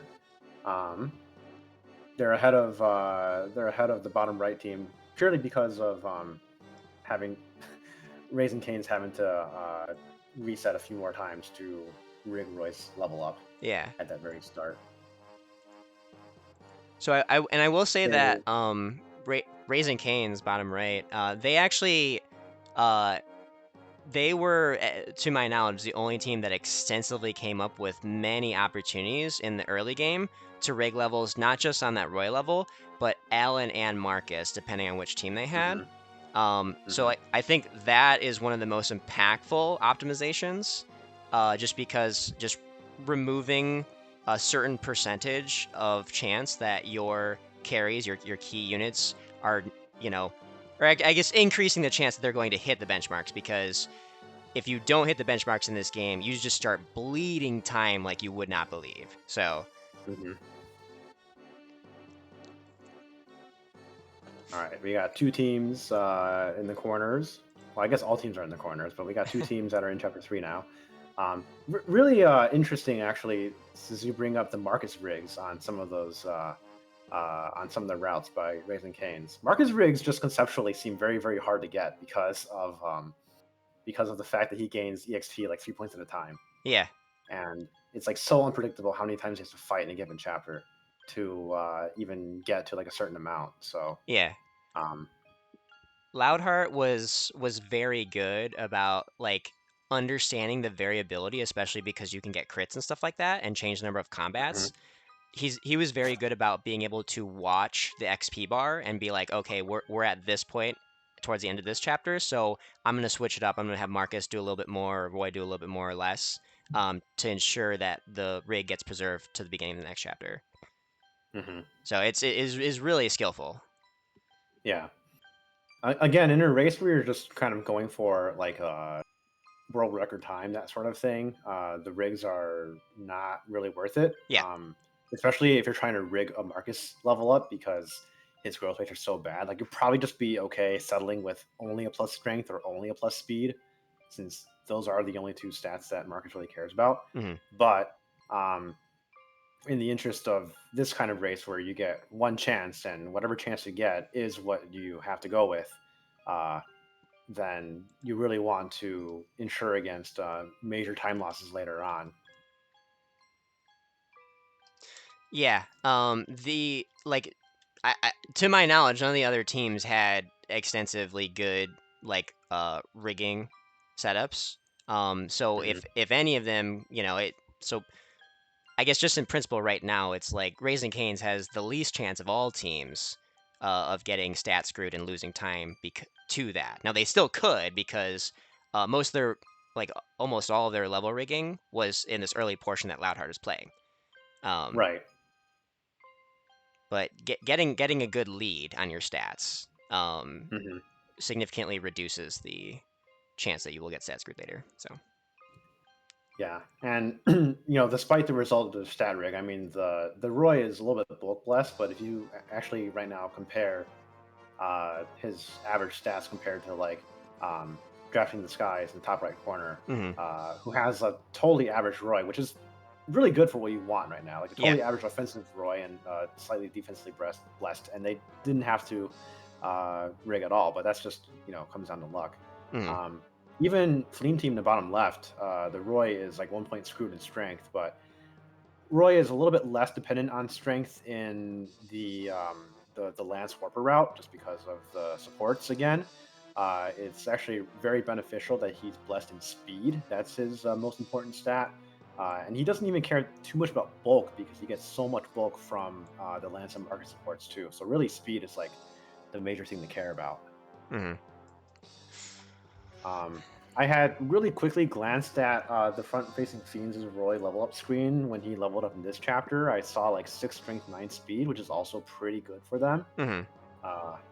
So sometimes, I mean, that's just how the cookie crumbles. Yeah, I mean, sometimes it's you don't like the best strat is to not need the rig in the first place and just get the levels anyways. So, For those who are like not super familiar with the FE6 meta and like haven't really watched like the videos that I made, so it is very expected for front-facing fiends, the Shanna team, to basically fall very far behind at the start because their grind for supports is much longer. So the way the supports work in this game is that you have to spend turns adjacent, or they have to end turns adjacent. Technically speaking, the start turns adjacent because that's when the points go up. But it only makes like a very slight difference if you're, influencing your starting deployment and trying to gain any points that way. But you gain points and you have to reach a certain threshold before you unlock the next support level. And so different support pairs gain points at different rates, and some of them also have kind of like a starting value that they start at, which indicates that like these characters may have had a prior relationship. Like one funny example is Yoda and Nime, the game's two most geriatric people. They actually have, spoiler alert, a plot-based history based on their supports. Like they knew each other in their youth, so they start out at 40 points, but they only gain 1 point per turn adjacent, which is the slowest rate, because they like don't like each other. They have bad history, kind of like not great history. Yeah. So Roy, has history with his retainers, and because presumably they all like each other, they gain points at like a decent clip. Roy can also gain points with Shanna, but he has no history with her, and he gains points with her at the slowest rate. So they take like twice, 3 times as long to get all the support points compared to the Cavalier teams.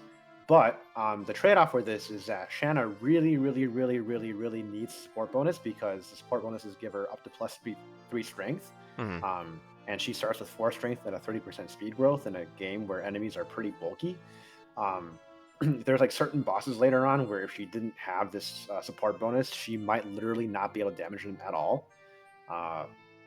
And it also helps a little bit with her durability because she's pretty frail and she does need the extra avoid. So it's baked into the Shanna route that she has to fall very far behind to build these supports, and that she makes up all this time in the mid and late game when she is promoted and can actually do like flyer skip things before the other teams have their warpers.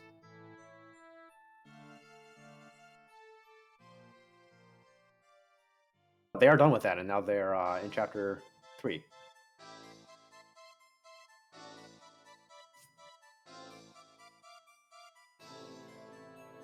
Oh, Marcus kept missing the hand axe fighter. Is what Buy Me a Lamp said. Okay, that's the reason why.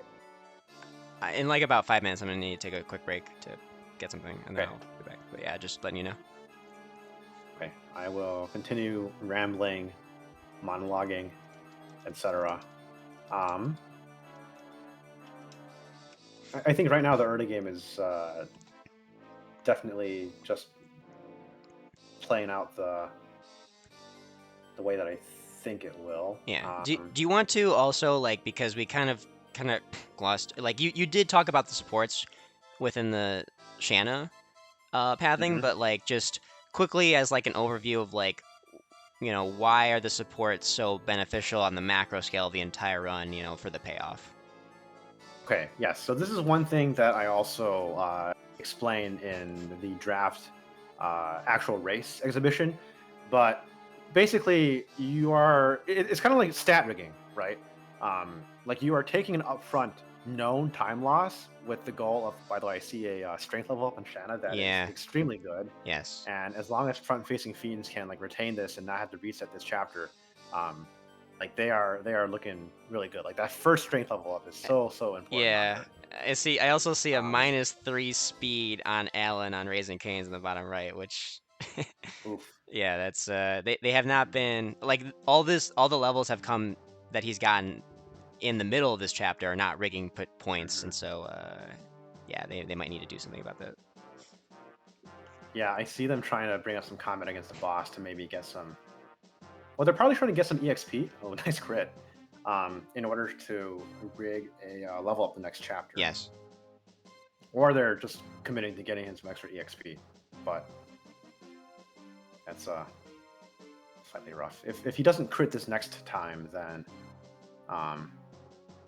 Oh, I don't think they wanted that. I don't think they wanted that.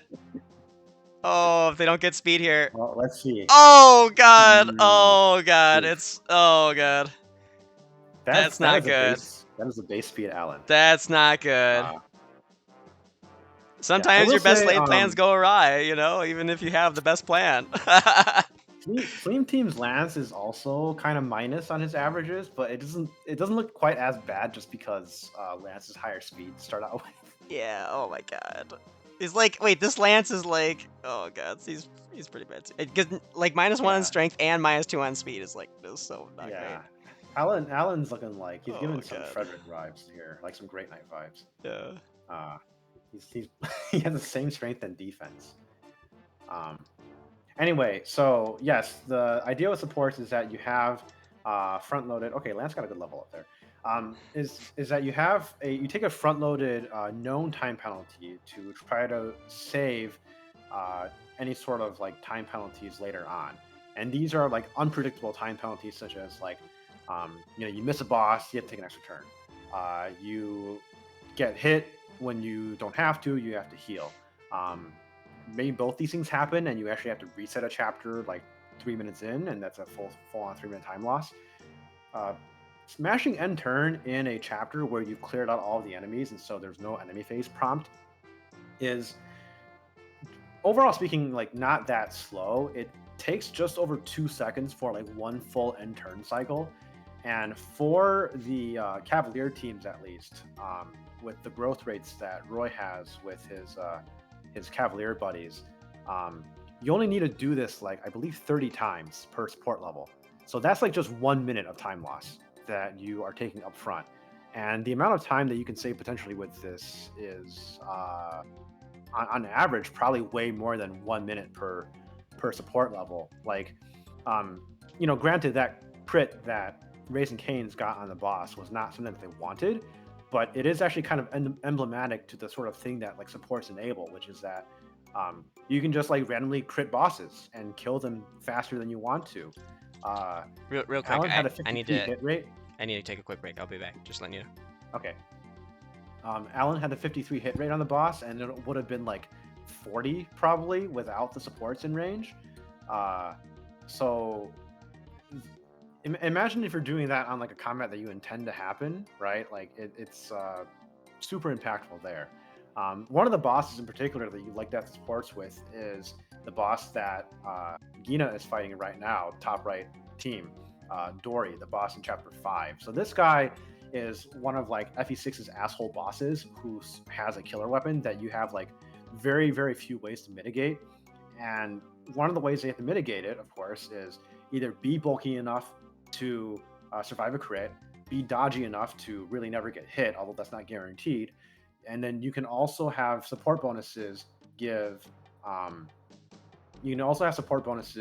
crit evade, which will lower the crit. Again, it won't completely erase it because it's very, very hard to completely erase the killer access base 30 crit.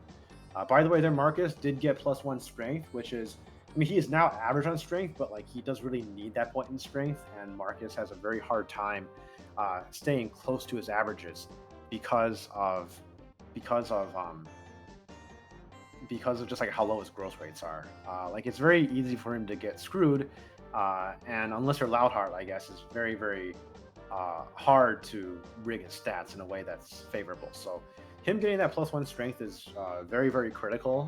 What they are looking for the rest of the run is at least 1, if not 2 points of speed to keep up, and hopefully another point of strength. I mean, any point of strength that Marcus gets is going to be very, very helpful.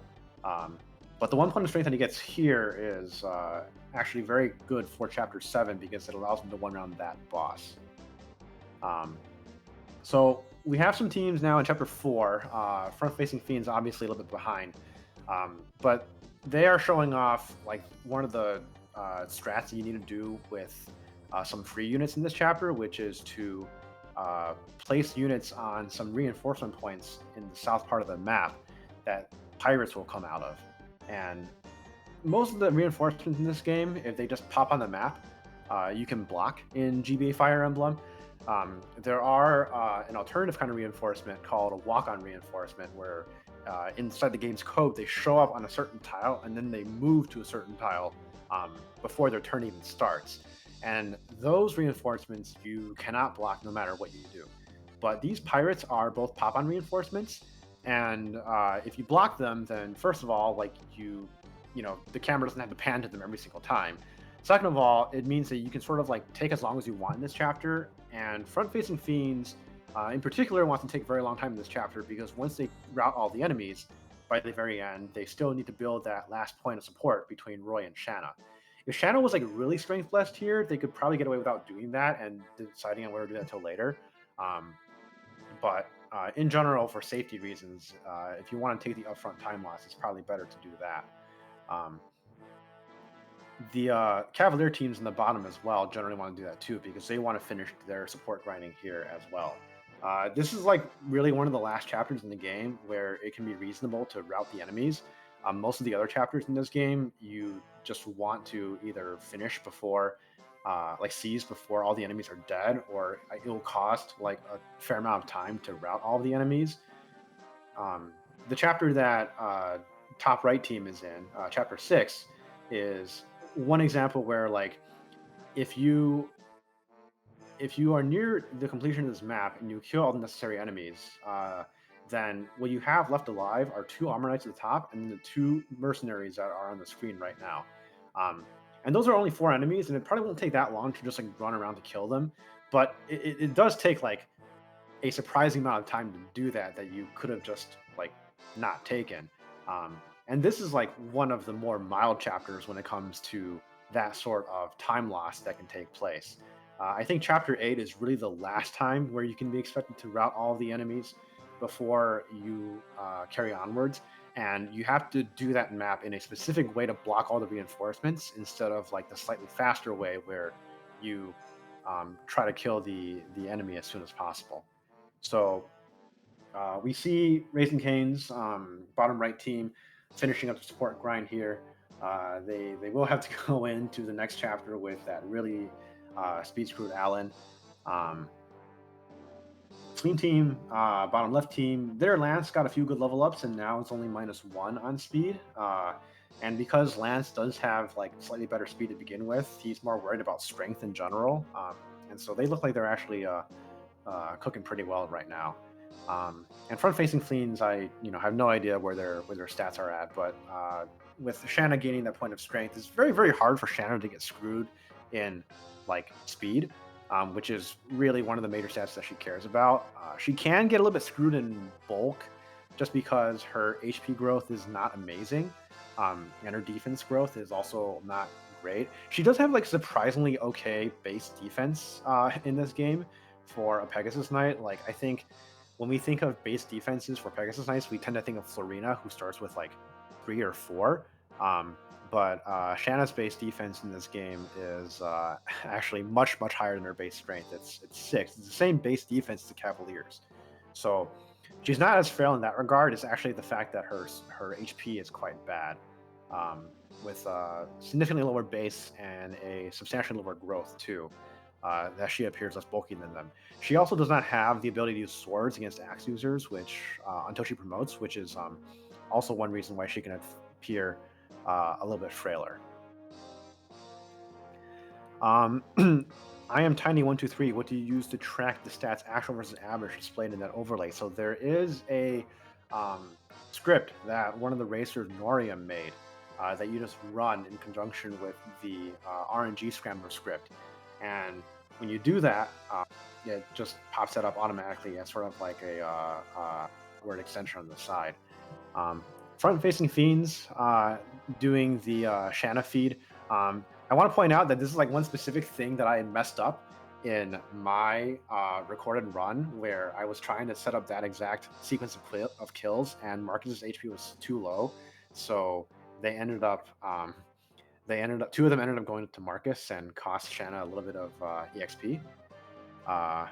she got her strength level up. Okay, yeah. So 6 strength. I mean, she's cooking. So in general, I believe Shannon needs something like 10-ish strength in the mid game, and then really does not need to grow much more outside of that.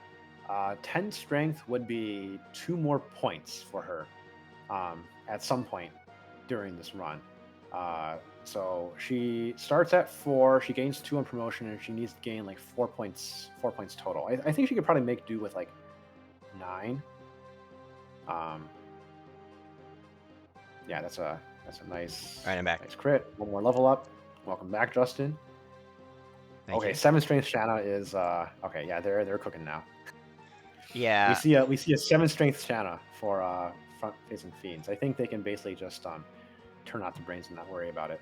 They could even like try to neglect grinding up that support level now, but I think it's probably better off for them just to play it safe and to not worry about it. Yeah. I forget who's taking. I honestly forget who's taking over for Loudheart on Gaines. I have to like look it up.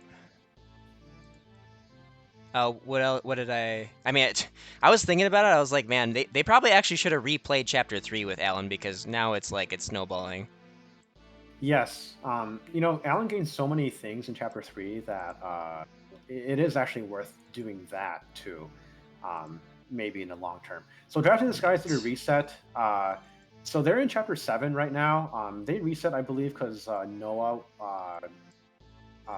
was green and ran over towards the right to attack someone. They deployed Clarine as the Noah rescuer, and because I didn't see what exactly happened, I'm willing to bet that either they forgot to deploy Clarine, or that they forgot to move Clarine and rescue Noah out of the way, and he just kind of ran into the pile of enemies, and it's going to screw stuff up from there on out.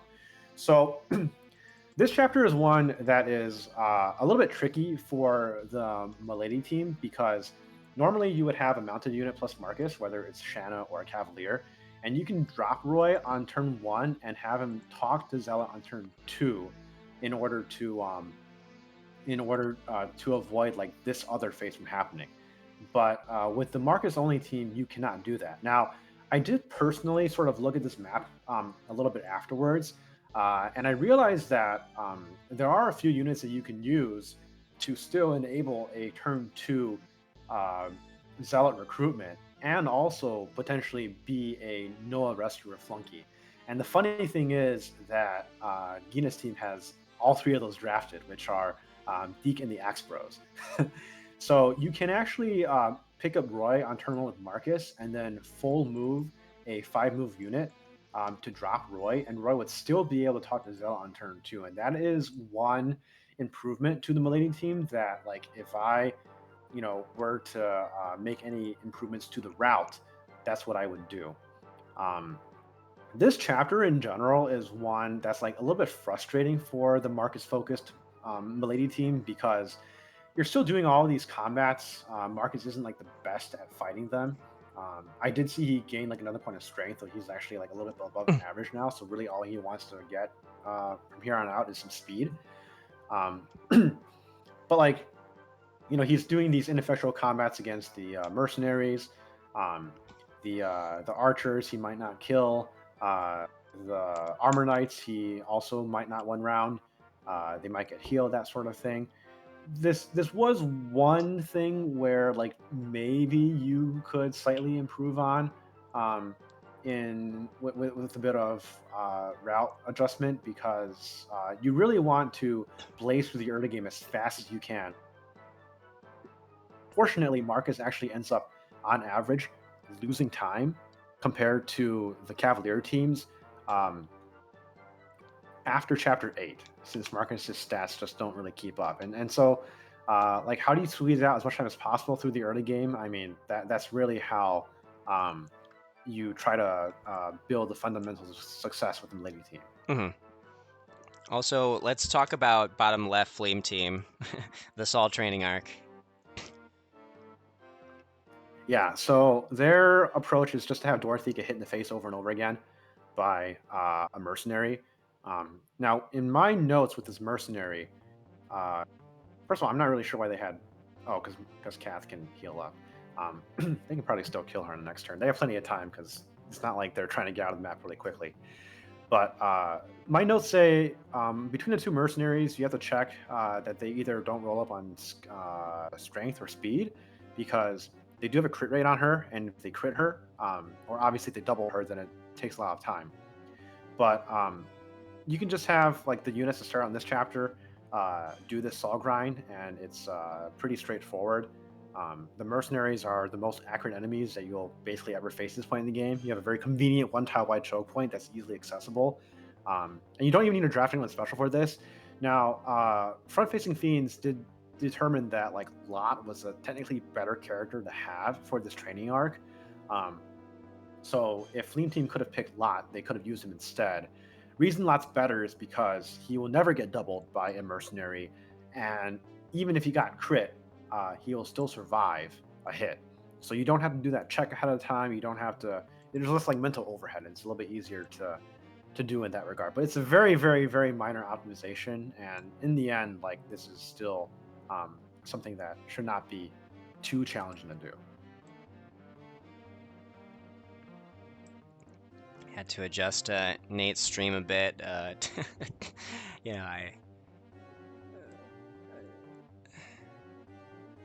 did ask them to. Yeah, Lance got a stupid level up again with just HP, so he's now still like looking very stat screwed on the on the level. Oh of, my god! -3 speed. What happened to all the cav speed today? Where did it go? Yeah. Again, Lance doesn't care as much because he has like slightly higher base to start off with, and it's also a little bit easier for him to undo the stat screw with a slightly higher growth. Whereas Raising Cane's Alan is definitely in a tight spot, because once you start off really badly there, it can be pretty tough to pull yourself back. Yeah. So okay. I do believe Fiends will switch out Pyrope. Yes, I think Castle's gonna come in now.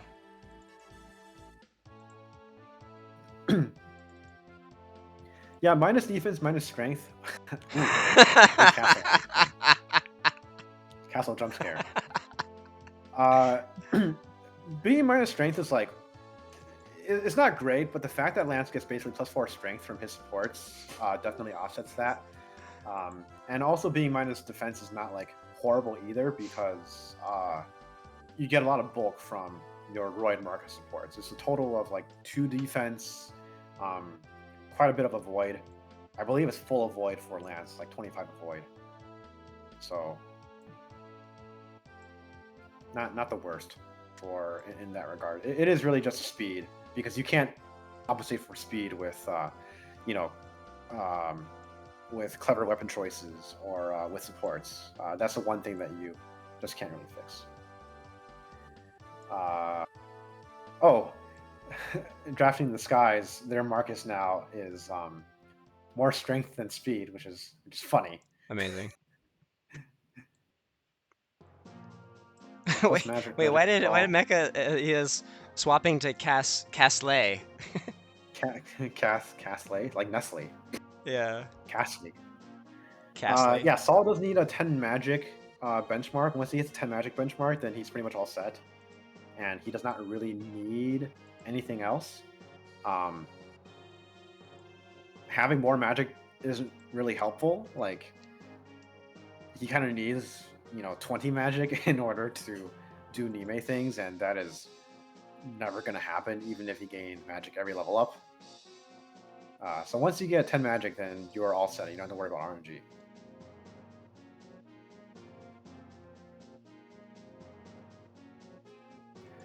I am like a little curious why they're doing this grind right now instead of killing the boss, because one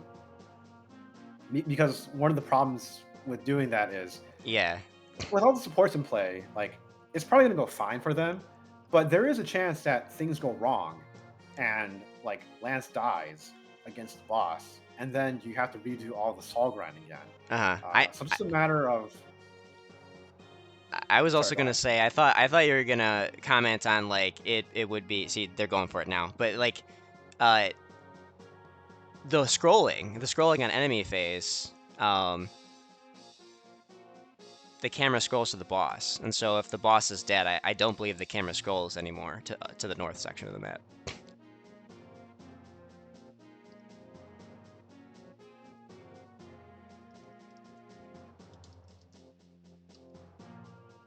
Don't quote me on that. I could be wrong, but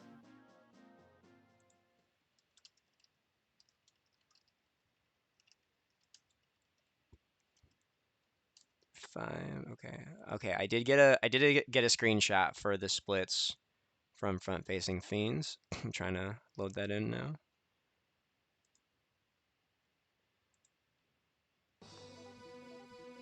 all right. Well, Alan did get a very good crit kill, and he did get a point of speed. He's still -3, but it's better than nothing. He's at least good on strength, you know. So one thing that they can do, you know, one thing that does fix speed screw later on in the game. Unfortunately, you know, they're still gonna have to deal with kind of a pretty iffy speed Alan for the early Western Isles, but there is that speed wing in Chapter 11. And if you have a good enough Roy, then you just get the speed wing to Alan.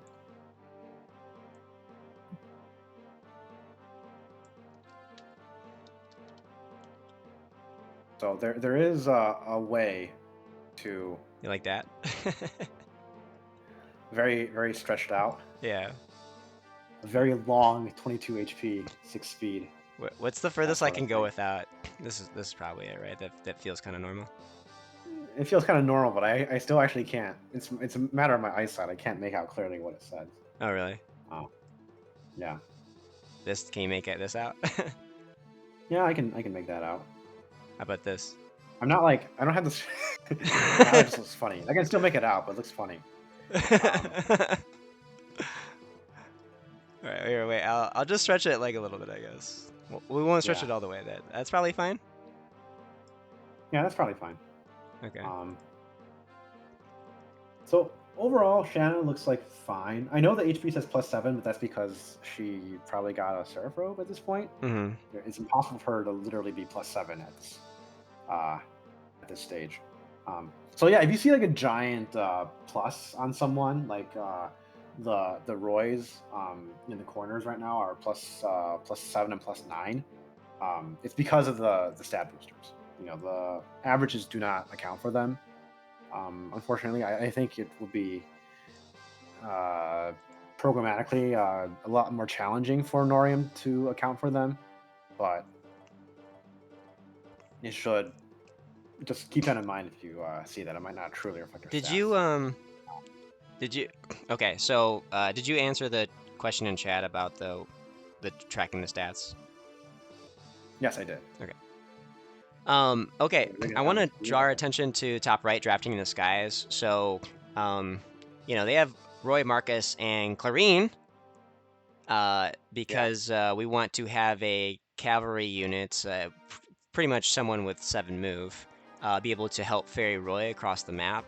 Traditionally, you would do this with one of the alien cavalry, so Zealot, Trucker Noah, but the other teams aptly denied those characters from drafting in the skies in the draft. So yeah, so we're going to see Clarine fill that role instead, and hopefully it's not really a situation where she needs to face any combat. Yeah, that is like the danger with Clarine, which is that if she does end up in a situation where she has to fight combat, then you end up in like a never-ending spiral where like you have to like take a lot of extra actions to make up for that fact. And she also is in like one-shot range some of the time. Ooh, that's a good market level up for fiends. By the way, one thing I'll point out with their Shanna too, since she is like either average or slightly above average strength, which is that she is now like grinding through these soldiers, like one-running them with a javelin, which is not something that I could do in the displayed run. And this is like a pretty big time. Oh, she's at 8 strength now. Okay, so that's a pretty big difference between my run and their current run, and they can actually save a lot of time this way. Granted, it's like slightly less EXP overall for Shanna because she doesn't get like the combat EXP, but like when you're that far ahead on strength, you don't really need the extra combat EXP anyway. You know, so like in this chapter, what I did in my run was I actually triggered the bottom reinforcements for a little bit extra EXP, But front-facing Fiends like probably doesn't even have to. They could just not do that. So going back to what you were saying earlier about having like that cavalry support for the Marcus solo team. So it is helpful in this regard. Like you can see they're healing Roy and saving some actions with vulneraries, or at least like some overall time. But in this chapter in particular, it's okay to use Clarine because your support unit is really not supposed to fight anything. They do have to do the strategy at the very end, though, where they block all the reinforcements. Because if they don't do that, then Clarine will end up almost certainly being exposed to combat. In some of the later chapters, though, it can mess things up. Like, for example, in the very next chapter, actually, there's a few instances where I wanted like Trek, Noah, or Zealot to like fight an enemy with the Iron Sword. Clarine can't do that. In chapter 11, for instance, I generally peg them having to do some combat. Clarine can't do that either. So I wonder what their and chapter 12 as well is a big one where to get the Lance Reaver you need one of them, and Lance Reaver is really, really important for a growing Milady team to help with him defensively later on in the game.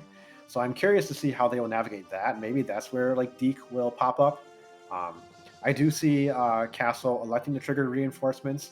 You should have a very easy time making short work of them, so it's not like a huge time loss. I feel like it's probably not super needed with how good their stats are right now. I saw her have like 17 speed, 11 skill. Maybe they're a little bit worried about her bulk overall, but like honestly, they're cooking, and maybe they're just trying to create a bit of padding for their lead. Yeah, I think like, it's. In terms of stats.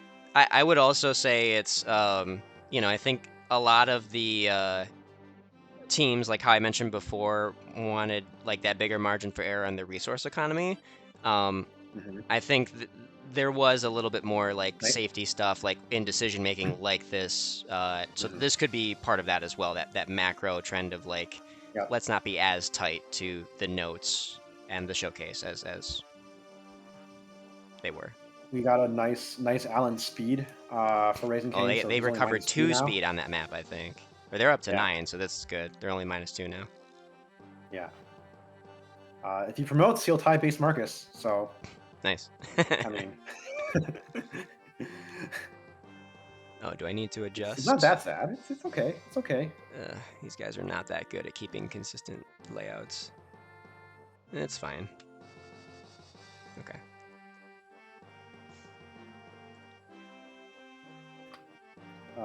And then drafting the skies, their Roy is like not looking amazing. I mean, -1s to their offensive stats is not terrible.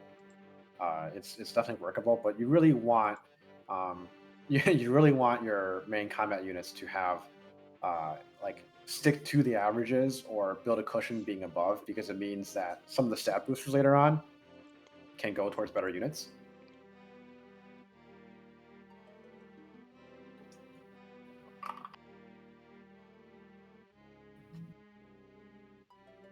Yeah, but I mean, by the way, drafting the skies is like, oh, where's the door key? Oh, it's on Roy. Uh-oh. This might be mistimed here. Okay. Yeah, that is challenging because in order to block all the reinforcements, you do need they're gonna rescue Roy now. And Relina. There we go. Yeah. Drop. Okay, they might be able to salvage that. I think they're going to commit still to facing some reinforcements then, unless the Marcus is going to plow ahead, because I don't really see why they like detoured backwards for that. They might still be making time just because Marcus has so much movement. But yeah. Yeah. Also, I was gonna say is like they I think I got halfway through this and I didn't finish the thought, but like Lilina was a little bit late there. And Alina is dead. Okay, well at least it's only 1 on that side. It is only 1 on that side, but Clarine will also run away. end up being yeah. So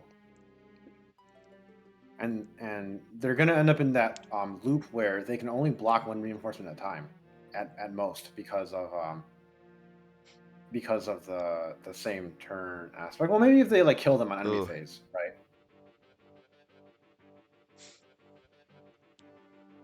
But yeah, that was Yeah. a weird positioning with Marcus because Yeah. the mage was like very clearly in range. Yeah. Other three teams are all in Chapter 7. It's very visual, pleasing to see everything so close. Now we do though. I mean, drafting in the skies is like way ahead on timer, or like I'm sorry, their finish time for Chapter 7 was 39:39. So they have at least a 7-minute lead on everybody else. Yes, and not surprising, they had fewer supports to grind. Marcus is running low on some 2-range weapons. Yeah, and that it's was gonna a be- kind of a bad miss. We'll see. Do they have enough weapons to weather all of this? I don't know. Because they have the reinforcements coming from behind too. Like, do they actually just have enough weapons? I don't know. This might get dicey. I mean, here. Marcus does have a hammer that he brought for the boss, and the hammer is not used for anything else, so he could just fight enemies with the hammer. But like, you are fighting mercenaries with the hammer. This is really tough. Yeah.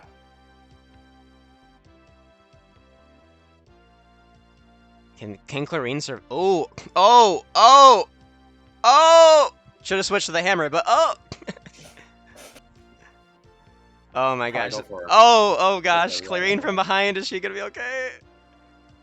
Oh! She dodged a lethal. Oh, she had dodged a one shot. Oh god! Oh my god! There is potential, depending on the archer. Actually, no, the archer isn't moving the right way. But I was like, if the archer moved in like the exact correct way, Roy's also like in a real tough spot here. If the archer moves like the exact correct way, you can actually trap him in like that 1-tile wide choke point, and just like stuff him with Clarine. Yeah. And then the mercenaries can't move past, and they'll like still kind of go along the bottom of the map because they pathfind to the nearest enemy. Like that is one way to kind of salvage this, but they're just kind of running out of weapons. I think he's gonna be okay. I think he's gonna be okay. I mean, you can just like hammer everything. And Clarine has the chest key, I think, so she can go grab the treasure now.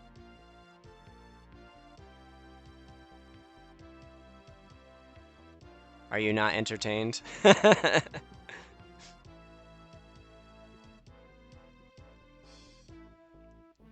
Yeah, I mean they do have to just like, kind of like full send it with the with fighting the boss and kind of hope that Marcus gets a little lucky. Ooh, these hit rates, man. The hit rates are awful, but like it's designed for. There we go. Okay, there's one hit. Not sure why he didn't equip the light ram for the. Oh god. Yeah, he's kind of getting. He's stuck now. On all sides right now. Oh god. Just equip the light ram and get close. The light ram. Okay, yeah, so you break the javelin on that guy. Okay. Oh, that was okay. And yeah, if you move Roy one right, I mean you can move one down too. You kind of need to. I don't know how much you need to preserve Armor Slayer, and he does get weighed down by it, but he doesn't have a weapon that he's not weighed down by. So, I was gonna say move one right. He can't get trapped at least by 2 range, but he still can get trapped at 1 range if he doesn't kill something up close. So, I mean. Oh god. A couple chances. Oh god. Oh god. It's getting doubled. It's honestly probably almost better for Roy to just like not have any weapons. This is really scuffed. Okay, this is it. Better hit Legance. When Marcus is at that when Legance is at that low HP, like Armor Slayer is definitely a viable option. Oh! There we go. Okay. Oh! They got out of is he gonna seize, or is he gonna try and put Roy on the throne maybe and try? Does he need that last chest? No, he does not. He does not. I think he's sure thinking about stalling. He's thinking about stalling. I don't know. Okay, they ended the chapter. Okay. Overall, because like you're supposed to get Silver Axe from that one. He got the Silver Axe. He got the Silver Axe. Okay. Okay. He just didn't get the top left chest. What? What's in the top left chest? Let me double check that on WOD real quick. Wow, what a freaking clutch by Genna there. Holy crap. I mean, that's a microcosm of FE6 chat. Like, the one mistake that Genna made was that he forgot to trade the door key over to Clarine. And so he was 1 turn late opening up Lilina's cell, and that led to that whole thing. Like, just forgetting to trade a door key led to him almost having to reset that huge-ass, long-ass chapter. Which took him Oh. Top 17... left chest is the Elysian Whip, which they need. Dude, you're fucking joking. Yeah, because like the chests up there are Guiding Ring, Secret Book, Silver Axe, and Elysian Whip. And the route that I have, you get Secret Book, Silver Axe, and Elysian Whip. So like I don't know if they got the Guiding Ring and not the Elysian Whip, or am I just like... It was the top left chest I that they mean- didn't open. Okay. Well, there is another Elysian Whip, I believe, in chapter 12 that they could get. Which is before when Milady shows up. Yeah, it's in like the similar area to where the Lance Reaver is, so it's not like they're completely screwed, but they have to like remember that. I think they're probably thinking about it. Or... God... Yeah, if they got the Guiding Ring and not the top left chest, then they missed the Elysian Whip, which is... Oh my god. Why did they get the Guiding Ring? They don't need it. I think Unless I it's think just for, it's I think it's for the money. money. Like it's what I mentioned before about the resourcing. Do they know? Do they? Oh man. Well, I think Gina is going to play. He's going to play chapter 12. He's swapping out right now for Glukes, but so yeah, and Gina is actually very good at like getting himself, as we just saw, getting himself like out of scuff, and like if stuff goes wrong and is outside of the notes, like he has that ability to do it. So if there's anybody on that team I would trust to be able to pull it off, it is him, and he's going to be playing the chapter that we think that they would need to get the other Elysian Whip. Sure. The bigger thing is just remembering to do so. Yeah, because yeah, it's, yeah. very easy to forget. I mean, that's why he's got 2 teammates in call with him, so hopefully they help him out there. Yeah. Okay. So I mean, hopefully they what Castle's realize doing that. right now. What Castle's doing right now, I forgot to mention, because we've kind of ignored chapter 7 for everyone because of like all the stuff that happened. But there is a specific sequence of movements they have to do to account for what happens in case they get bad RNG with this, which is that if Marcus misses, then yes, you have to move in that triangle formation because the reinforcements will show up. And what happens is the enemies move in an order that it actually traps the archers up close to where Shanna is, and so they can't like hit her at all. Now you may end up getting a new boss here. Yeah, you see you get a mage there. They got killed by Roy. Raising Cane's having the same deal. Oh, nice. Oh my god, Marcus took the boss kill for them because of the crit. But yeah, the archers get trapped. And so yeah, I got a quick little free kill for Shanna here. No new boss, nice. Yo, Alan Yeah, still think has 9 literally- speed, by the way. Oh my god, Lance has 10 speed. Oh my god. Mhm. Holy shit. But yeah, hey, great play by Castle though, and by Nate to revert to the backup strat after the Marcus miss. Great call. Yes. I mean, for the that is the strat literally. Technically speaking, there's actually a backup strat for if you want Shanna to finish off the boss. This is actually the primary strat, and it's the reason why I do it a specific way. I remember Castle actually struggled a lot with some of the stuff in chapter 7 in practice, just because he hasn't had a lot of time to practice.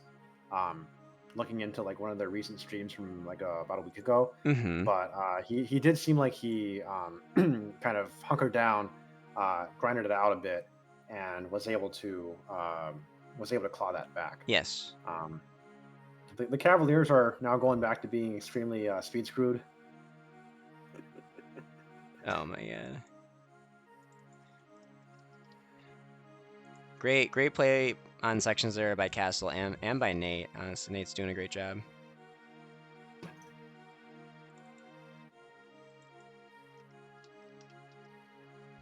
Like, you don't need the Cavaliers to be fast for this chapter. You end up grinding through all the enemies eventually.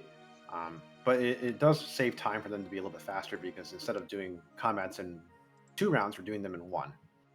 And you might be saving some.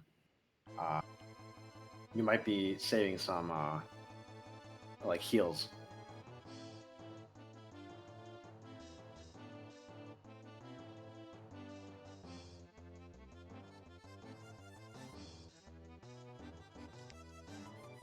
Okay, are we gonna... Man, Alan gets like no XP, and it's like they're so far away from a level. Oh my gosh. This is so bad. Oh gosh. I mean, at least he has 13 Yeah, strength, you know, like Lance is -2 on strength and -4 on speed. That seems like that's so bad.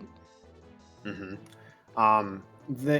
Fleeing Team ended up having to take so long doing that the reinforcements actually showed up from behind, which is a little tricky for them because now they're kind of being sandwiched on two sides.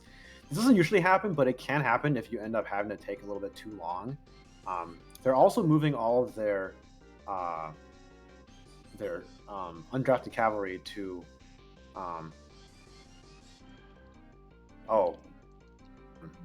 I don't think their zealot was allowed to open that door.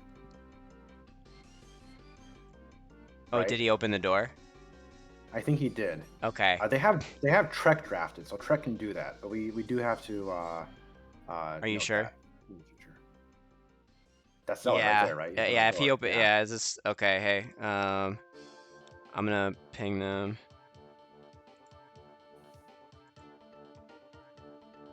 I got a speed level up for Lance at least. He's still -4 despite all of that, but yeah, and like Zealot's also not allowed to obtain the barrier staff. They have Trek drafted.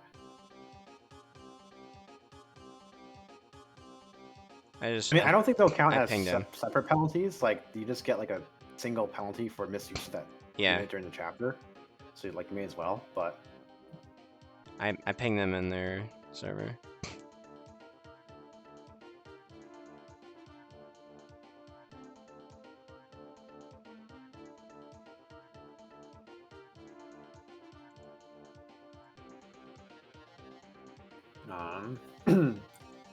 surveying the other teams real quick. So after escaping that dire situation, hey Avel, in chapter 8, the Roy's looking okay, right? Like kind of low on strength. Unfortunately, Roy in a Milady team does not like have a strength cushion compared to the Cap teams because he doesn't get +3 attack supports.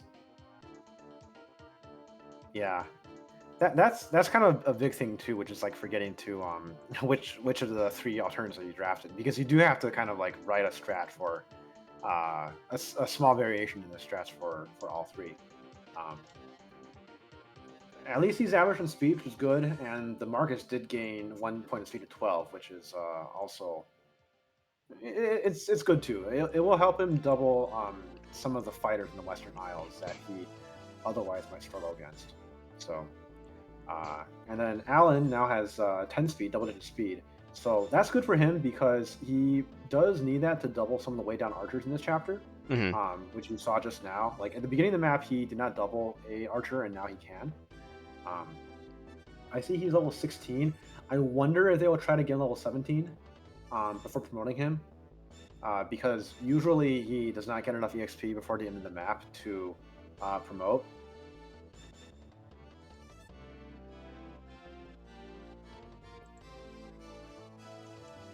All right. I got a clarification from Genna. He said that in chapter 8, the thing that led to the it spiraling was he got Canto glitch even after trading items. I see. Very unfortunate.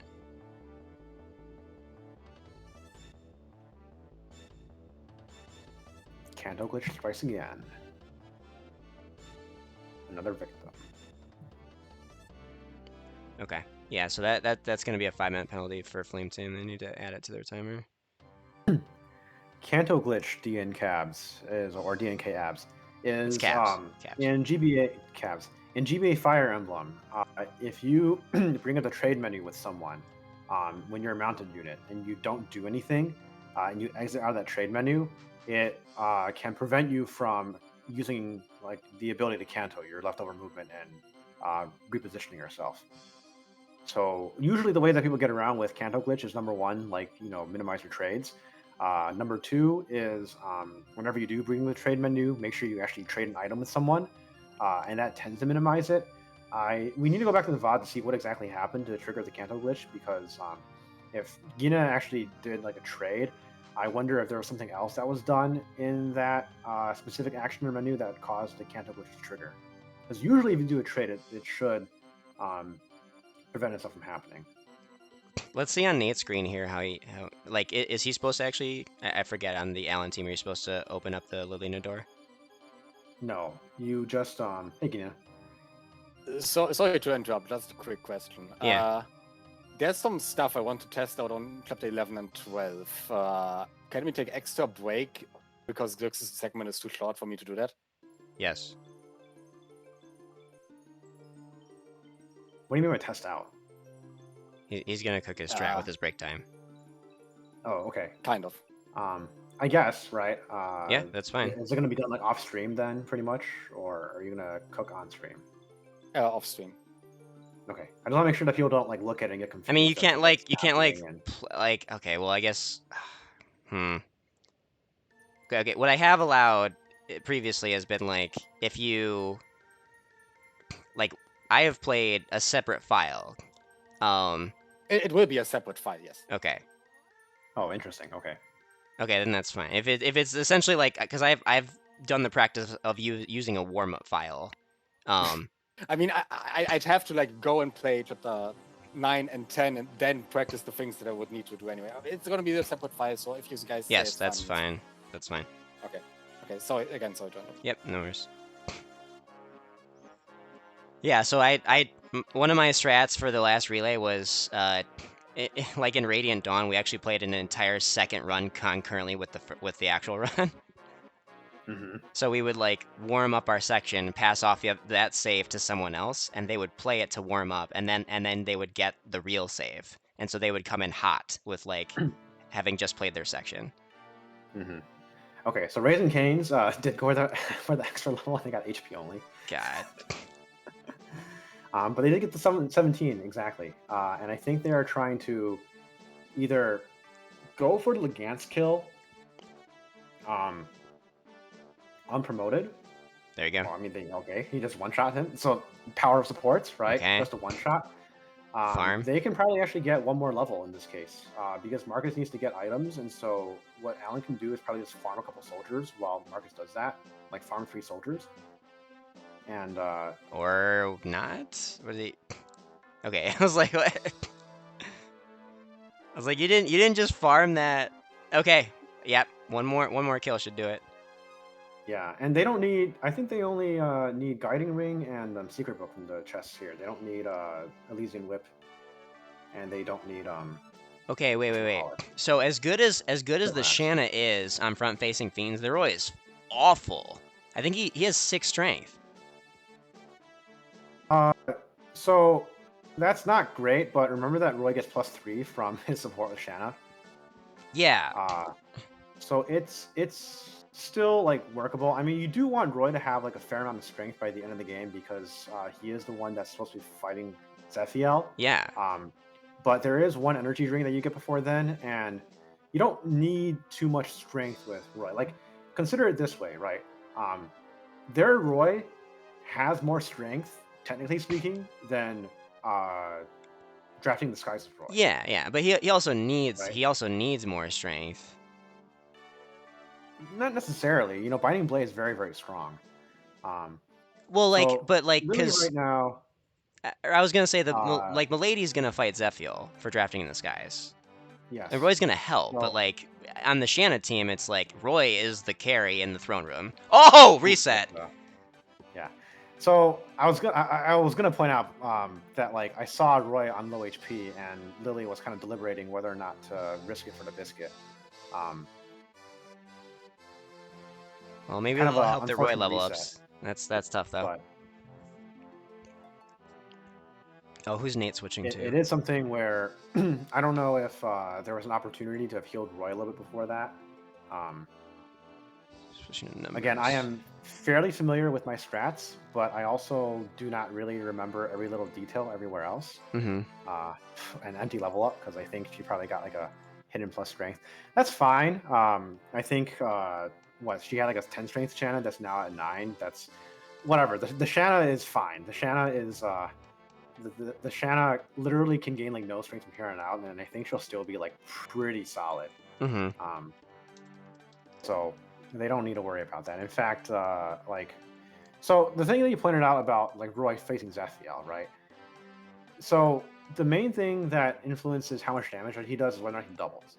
Yeah, and his speed the Roy looked Shanna low. team has a benefit of Roy getting 2 speed wings by the end of the game. Okay. So Roy can be speed screwed and just take both speed wings and he'll be fine. Okay, that's fair. The second thing then is strength, but like Roy does so much damage with the Binding Blade that because Binding Blade is 18 might, and he gets +3 passive strength from Shanna, and then he can also take that energy ring near the end of the game. Like as long as Shanna can meet the attack benchmarks for killing Rorts and Murdoch with the Armor Slayer, then you don't really need her to have that much strength. You just need Roy to have more strength to like deal with the throne room. Yeah. I forget what the exact benchmark for that is, but he has plenty of time to try to recover that, number one. And number two, energy ring.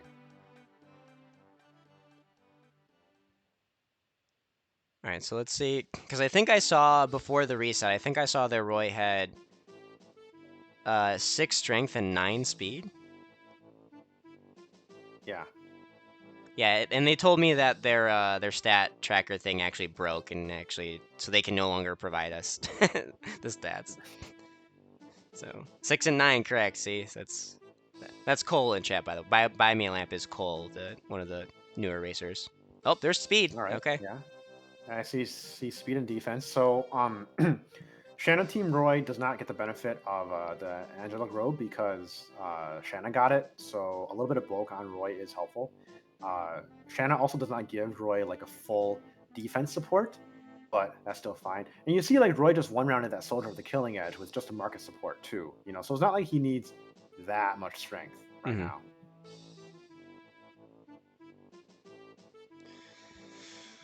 All right.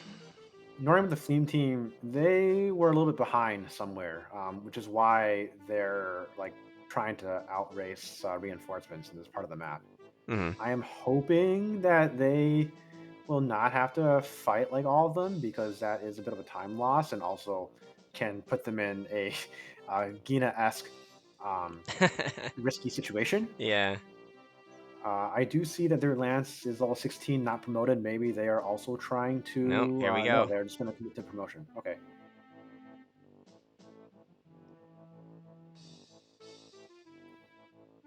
And, those stats they're not great. They're definitely kinda not sad. great. They're very sad. They're kind of sad, but in effect, they still have better stats than Marcus, One really unfortunate thing right now with their Lance, and maybe this will change by the end of the next chapter, is that you need 16 speed to double Scott, the boss of chapter 9, and Lance is 1 short. 16 speed is one major advantage of Lance. It's easier for him to hit that benchmark. He, can be a little bit screwed and still hit it, whereas Alan needs to be like exactly on his average. Okay, that's a nice kill.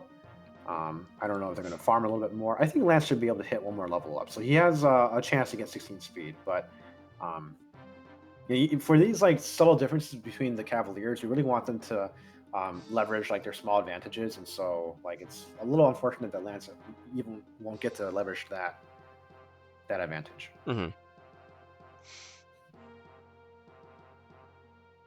All right, so Lily is back to where they were at from before their reset, pretty much. Their Roy is wounded, but I believe still on enough HP to survive, and also the Armor Knight is taken care of, so they don't need to worry about that. So good. I mean, they have the rest of the map to worry about. This is still not like the safest map for flyer carry because my strat at least involved trying to feed the Lugansk kill to Shanna. Yeah. And it is slightly iffy just always carrying around a Roy that doesn't have the benefit of the Seraph Rogue this early in the game. But maybe they can still manage. Yeah. This is a pretty huge lead for drafting in the skies, by the way. They finished, I mean, you could see their timer right now, 55 05. And the next closest team was Raising Cane's finished Chapter 8 at 103. So it was an 8-minute lead. So Yeah. we'll see if that holds And- though with the whole Elysian Whip Yes. debacle. So that's totally expected, right? That they will have that much of a lead going into this part of the game. Maybe not that much, but they should have a lead. No, they shouldn't really have this much of a lead because, like, first of all, disregard the Nime aspect of this. The Milady team usually should be ahead, as far ahead here as they can get, because starting from here on out, they will start bleeding time to the Cavalier teams. Yeah. Maybe they won't lose as much time to Raising Cane's just because their Allen is pretty speed screwed right now. Yeah. But they would be losing time even to like Fleam Team, because Fleam Team just has a lot more speed to work with, and their Lance is like, if they have all the supports in range, exactly as strong in terms of power compared to Drafting Disguises and Marcus, but the Lance is faster. And also probably has a little bit more hit because of supports. So they're going to start losing time that way, like little by little in these maps, because Marcus is still kind of competitive, but like when you don't double bosses, you lose time against like the Nosferatu guy in Chapter 10. You lose time against Oro in Chapter 11.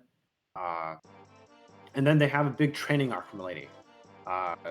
You lose a lot of time in Chapter 13, and Chapter 14 is really not that much faster for Milady because she still has a training arc to go through, despite it being a flyer in the desert.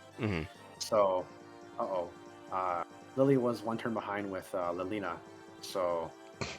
Oh, she didn't have to reset, though. But she could have... No, I think they're thinking... She didn't have to reset. They're going forward. They're going forward. Yeah, she didn't have to reset because, like, sure, you know, the mercenaries, they come over, right? Yeah. But they're going to go for Shanna, and Shanna can, like, solo them. Like, yeah, it's a lot of... it's a few extra combats. But as long as they have, like, a... as long as they have, like, a... yeah, she's taking, like, no damage. And maybe it's a little bit of extra EXP for her. I'm surprised she's not doubling, but I guess this is because she's way down that much and the mercs are that fast. Maybe, yeah. Yeah. Yeah, that's fine. This is a minor time cost, but she does not have to reset. Very fortunate. I mean, yeah, Shanna has cap speed strength too. level up. Oh my god.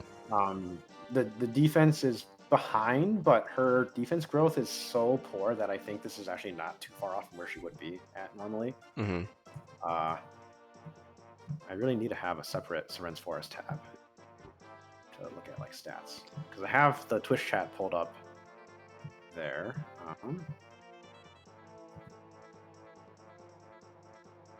Yeah, Shanna's defense growth is only 10%, so she should average like just over 7 defense right now anyway. So her stats are okay. And like, you probably could feed her to Lugansk for one more level up, but legitimately level 14 is where I had her for my run, and I really do not think you need to do that. Yeah.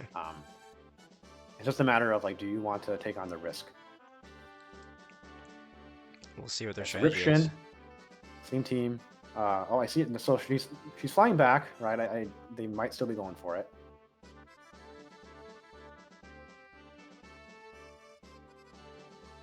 Gosh, it's the third time I've had to change Raising Cane's setup.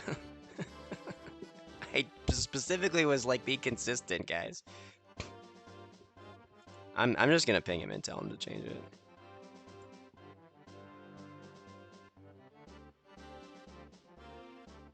Yeah, fortunately there are no more reinforcements now. So they can kind of take their sweet time, but it is a fair amount of time trying to get Shanna like an extra level up when she's already like pretty strength blessed, and also when she has cap speed, so she can't even gain any more points than that.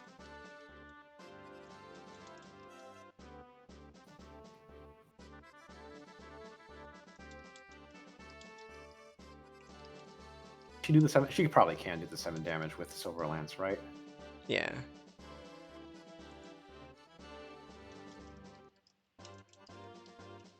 Just going like, all right, we're just gonna kill him with Marcus anyway. Yeah, and she needs to go over and get the Elysian Whip and promote. So right, kind of a mid-level up on Lance there. On Roy with the Lance team. Mm-hmm. God, I mean, God, being 12 speed, Alan. Oh my God. Ugh. Well, just crit Okay, everything. Just so crit Lamau. yeah, so like Lance did not double Scott, but still kind of made pretty short work of him. Yeah. Got a Shanna promotion.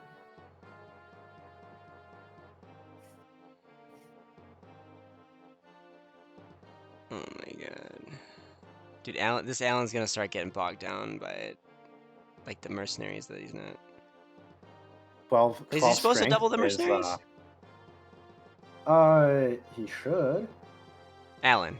That's like one major advantage of Alan compared to Marcus. You know, so right now Alan has the same speed as basically what Marcus should be expected to have by this Yeah. point, actually maybe even one less. Yeah. So not doubling the mercenaries can be a problem. That said, he does have a lot of strength. He actually might be able to one-shot some of them. Yeah, I mean, they've been getting lucky with crits too, so. Mm-hmm. Hey, power supports. Hit RNG, baby. We got our Saul promo. I think he's I see him at 9 magic, so he does need one more point before he chapter 21. Mm-hmm. Chapter 20 he does not need more magic.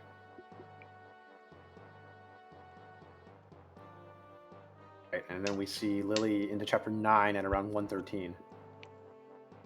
So they're something like 18 minutes behind Drafting the Skies, but again, this is completely expected that they're the furthest behind and that Drafting the Skies is the furthest ahead. Yeah. They should make pretty quick work of Scott. And I wonder if they're going to end up doing like a updated chapter 10 strat that like saves them more time, or if they're going to just like repeat my strats verbatim. Because I think chapter 10 is an opportunity where I could have saved some time. This should be a copy of your strat. Okay. I'm slightly disappointed at the lack of like low hanging fruit innovations then. Well, because the chapter 10 strat that I had in mind was the speedrun strat basically. Yeah. I think it's like there's definitely like they definitely made like lots of minor optimizations for the purposes of more so race day experience. There is something I'm looking forward to that we'll get to show off later that is really, really good. So I'm just gonna tease you with that. Very nice. We got Alan level up in Alan. The Lance still sucks. Yeah. Lance does some like defensive level ups, but yeah, he really wants strength speed. Well, he gets a 16 speed. That's what he wanted. Oh my god, -4, -3. Jesus. But I want to point out Alan real quick. +6 on skill, by the way. Oh my god. I mean, is that is that the secret book? You think? Yes. Okay, so he's so +4 still is like crazy. anything like 3 or more is crazy, Chad. So like that's the blessed screwed mark. So.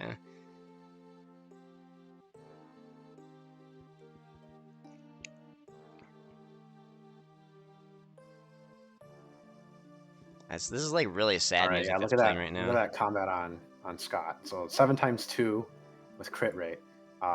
I mean, you can't completely mitigate the fact that he can still get a 17% hit and crit you, but that's Scott in a nutshell. You gotta do what you gotta do. Yep. I mean, 17 displayed hit is like less than 10 true hit, you know. So.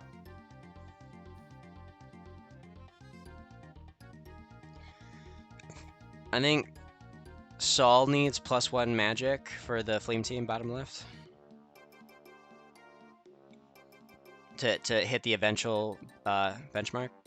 Oh Jesus, Shanna! Did you see that? Yep. 13 strength, Jesus Christ. So they're all this chapter at 116-ish. So I think they're ahead of Flame team already. Granted, though, Flame team is also like a little bit behind Raising Canes because of Saul grind. Yeah, looking at the updated splits here. Raising Canes. Yeah, so Raising Canes finished chapter 9 at 108. Front-facing Fiends finished at 115, and Fleam Team was 117. So yeah.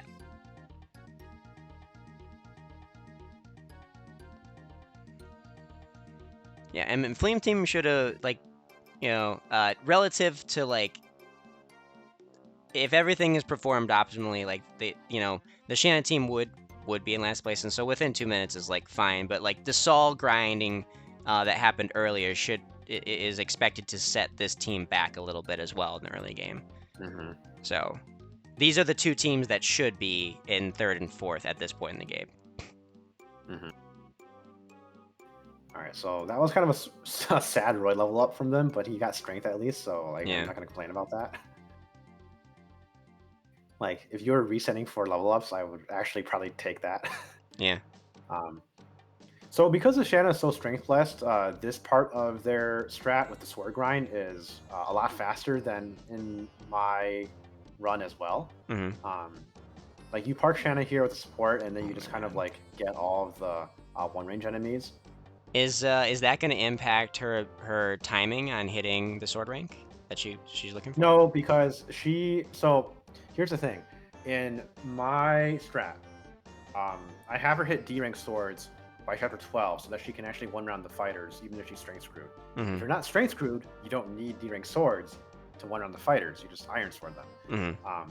And you still get enough sword rank that way. You only need to have D rank swords for the chapter 20 boss. Okay. So as long as you oh my god. Right?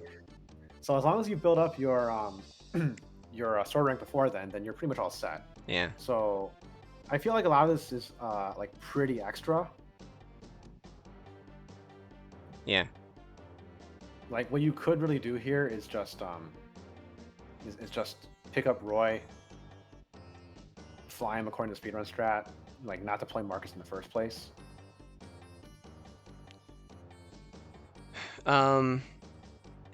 You could also at this point retreat Shanna a couple spaces up that bridge to create a one-tile white choke point, and then the hand axe fighters will suicide into you at close range, except for one of them.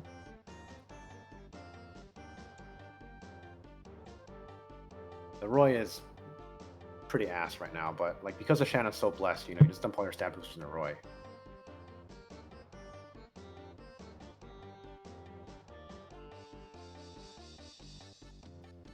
Alright, Flame Team is playing Chapter 11 right now. I see a 17 speed lance, which is cool. He's still at 10 strength, which is crap.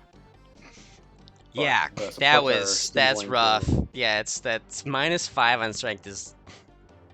Oh, Alan also did not get speed there. Oh my god. So one thing they have to watch out for now is because the lance is still strength screwed, they have to make sure they can kill this wall in time. See if they can do it.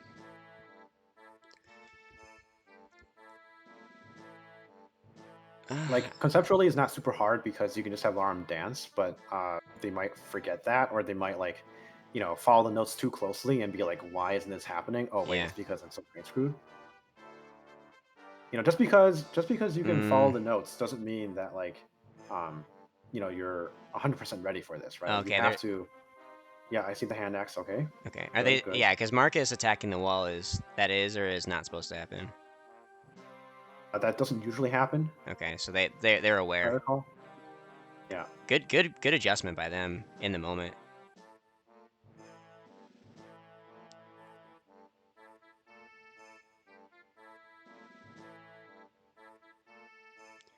You got some nice Marcus EXP going on for Raising Canes because they're enticing and attacking him. All right, yeah, like you can just Iron Sword this Nosferatu Joker. Yeah, there you go. Right, even a little bit more rank that way. Let's see. All right, do we see a 15 strength Shanna? No.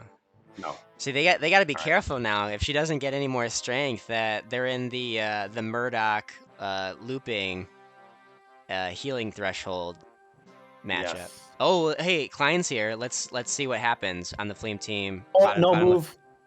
That's tough. You got the 20% no move. Okay. I mean, they gotta recruit him, so let's see how this plays out.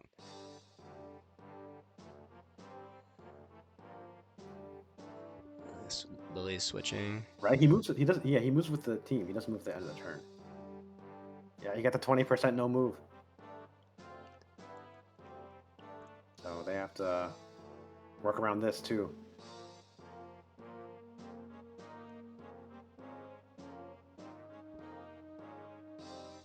All right, that's a nice exact 1 round by Marcus. So Lily's giving way to Mecha here. Got a good Prince level up. Yes, Mark. So the one of the issues with recruiting Klein, aside from just taking a lot of time, is that recruitable enemies in this game, in general, they have a really weird AI parameter where 20% of the time they do nothing. And this is true for Klein, this is true for Thea, this is true for Garrett in Chapter 15. And so if you were playing like Fire Emblem 7 or 8, where the enemies don't really have that parameter, right? Like if an enemy shows up, you can predict their movement pretty easily and just be like, okay, they'll be here by this turn, so I got to be there by that turn. But now, since like Klein is 1 turn behind all of his friends, yeah, and you probably encountered it on like a casual playthroughs because it's very hard to actually recruit Klein the like turn he shows up, and so they have plenty of opportunities to actually move. But like now that all of his archer buddies are ahead of him and can attack Clarine, oh my god, then like yeah, and then there's all this traffic in the way, all of these fighters and brigands that are threatening, and they can just all one-shot her. So you know, I am not sure what they're gonna Okay, have Marcus see. block the fighters. Create a. There you go. Are those fighters in range? Yeah, there's a 1 fighter in range of Lauren, right? The hand axe one. Oh, well. Let's see what happens. And then also, Lance is not getting any Marcus support with this combat. Not that he really needs it. He gets one Right on anyway. cue. Oh my god, no strength Yeah, speed, no again. strength. Again, strength is like one of those things where it's not like as bad to be screwed in just because you have the support bonuses and crits can also bail you out. Wait, but like that 1 round on Orlo. Oh! All right, we got Dr. 32. Okay. Did Klein That 1 not round on move Orlo again? was, like...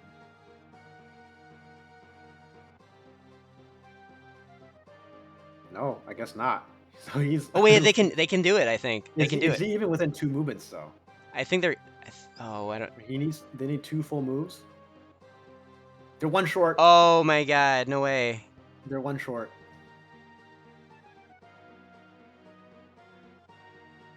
This is like the exact worst case scenario for why I was so negative on their Klein pick. Like I just do not understand.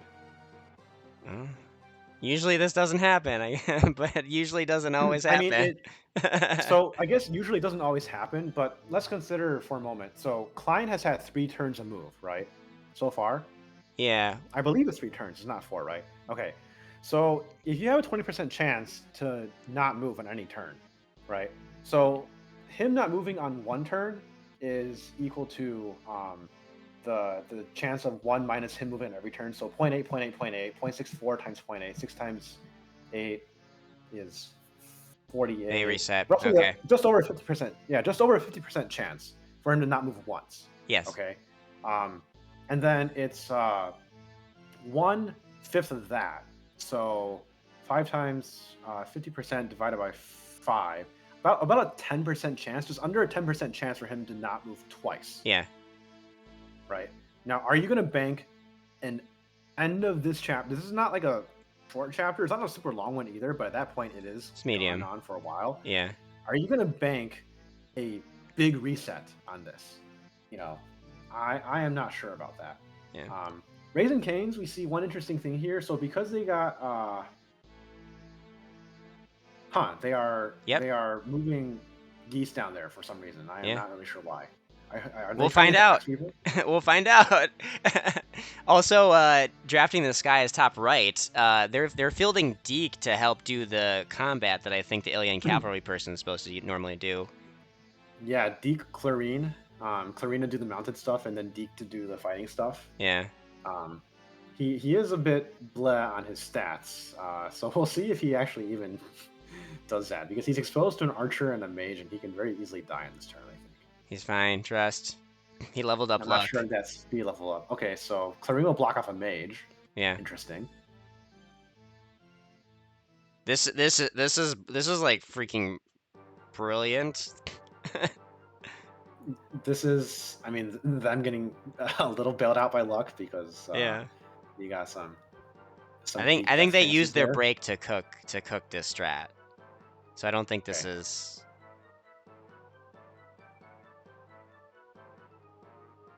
Yeah, and so Raising Cane's it's yeah, sending geese down with Shanna. I think they have been like, I think what happened is that they let me just check the Discord real quick.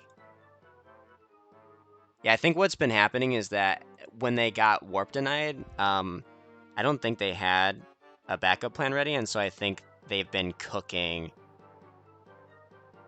like some extra stuff this whole time to try and get over that hump.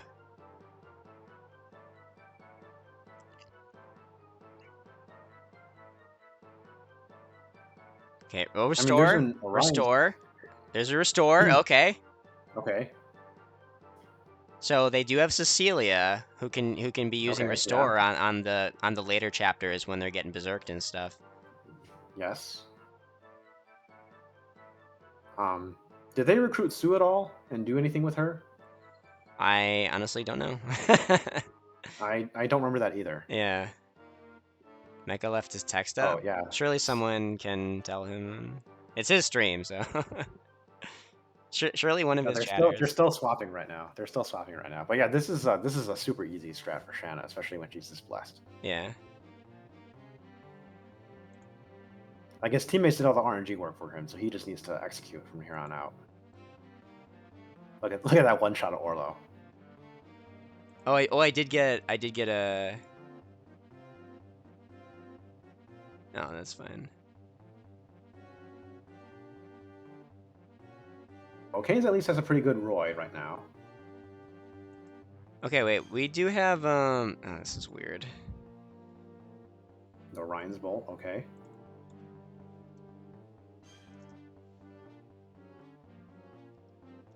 We got that nice Roy kill on Scott with the Light Brand as the backup plan. So their Scott went pretty painlessly. Good strength, good bulk.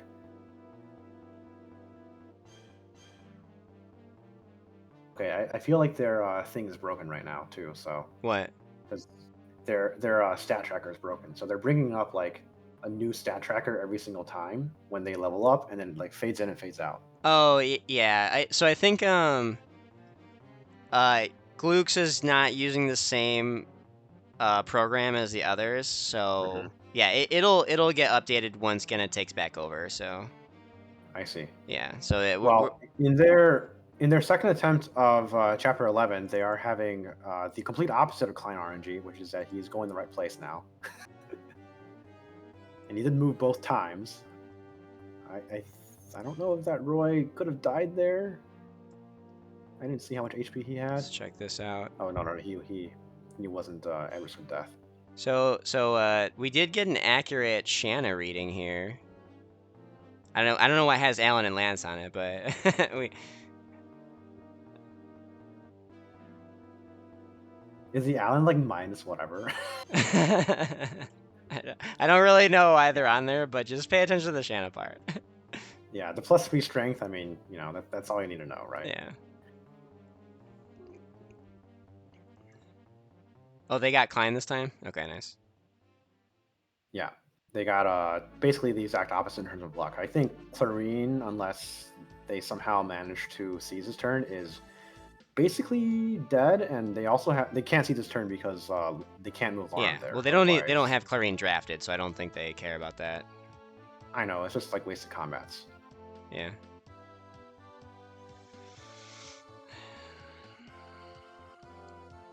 Okay, so So Raising Cane's picked up a few items with a new strat there on Chapter 11. Now they're into Chapter 12. Front-facing Fiends seems like they're going for the Lance Reaver.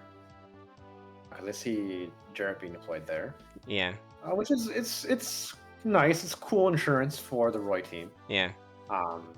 It's nice if like they feel they're very secure in their lead, or like their future lead, and just want to avoid like resets from Roy being hit by things. Because you don't really need it on the. I don't think you really need it on the Shanna team just because of the support bonuses, but. Mecha is zooming, by the way. He's playing extremely quickly, as he normally does. Oh, Jesus. Shanna got chonked there. Yeah, that is inevitable with this strat, because you are relying on her to get more strength and more speed.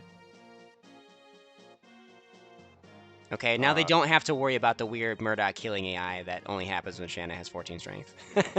Yes, as long as she doesn't die in the rest of this chapter, because she does end up getting archered again at some point later on. There's no way around it, unfortunately. Yeah. They could play it safe and try to like kill the archers with Marcus beforehand. Yeah.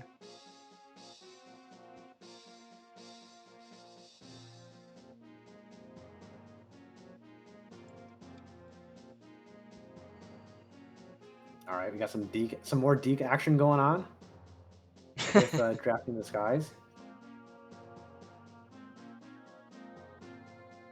Like, I do wonder if it would have been worth using Deke in like Chapter 2 a little bit to get him a little bit of a head start on EXP. In which chapter? Chapter 2. Well, the Marcus team does. Oh, okay, I see what you're saying. Sorry. Yeah. He does like a little bit of a detour the long way around first. Yeah. At the very start of the map, and I wonder if like leaving those to Deke would have been slightly helpful. Hey, well, bottom right, Raising Canes. At least Alan is still doubling on promoted, which is good. Otherwise, this would be a hell hallway. Up here we go. Alan, level up here. Nice. Okay. They got speed. And they use the speed wings as well. Okay. There, it updated on the level. I was gonna say their tracker was like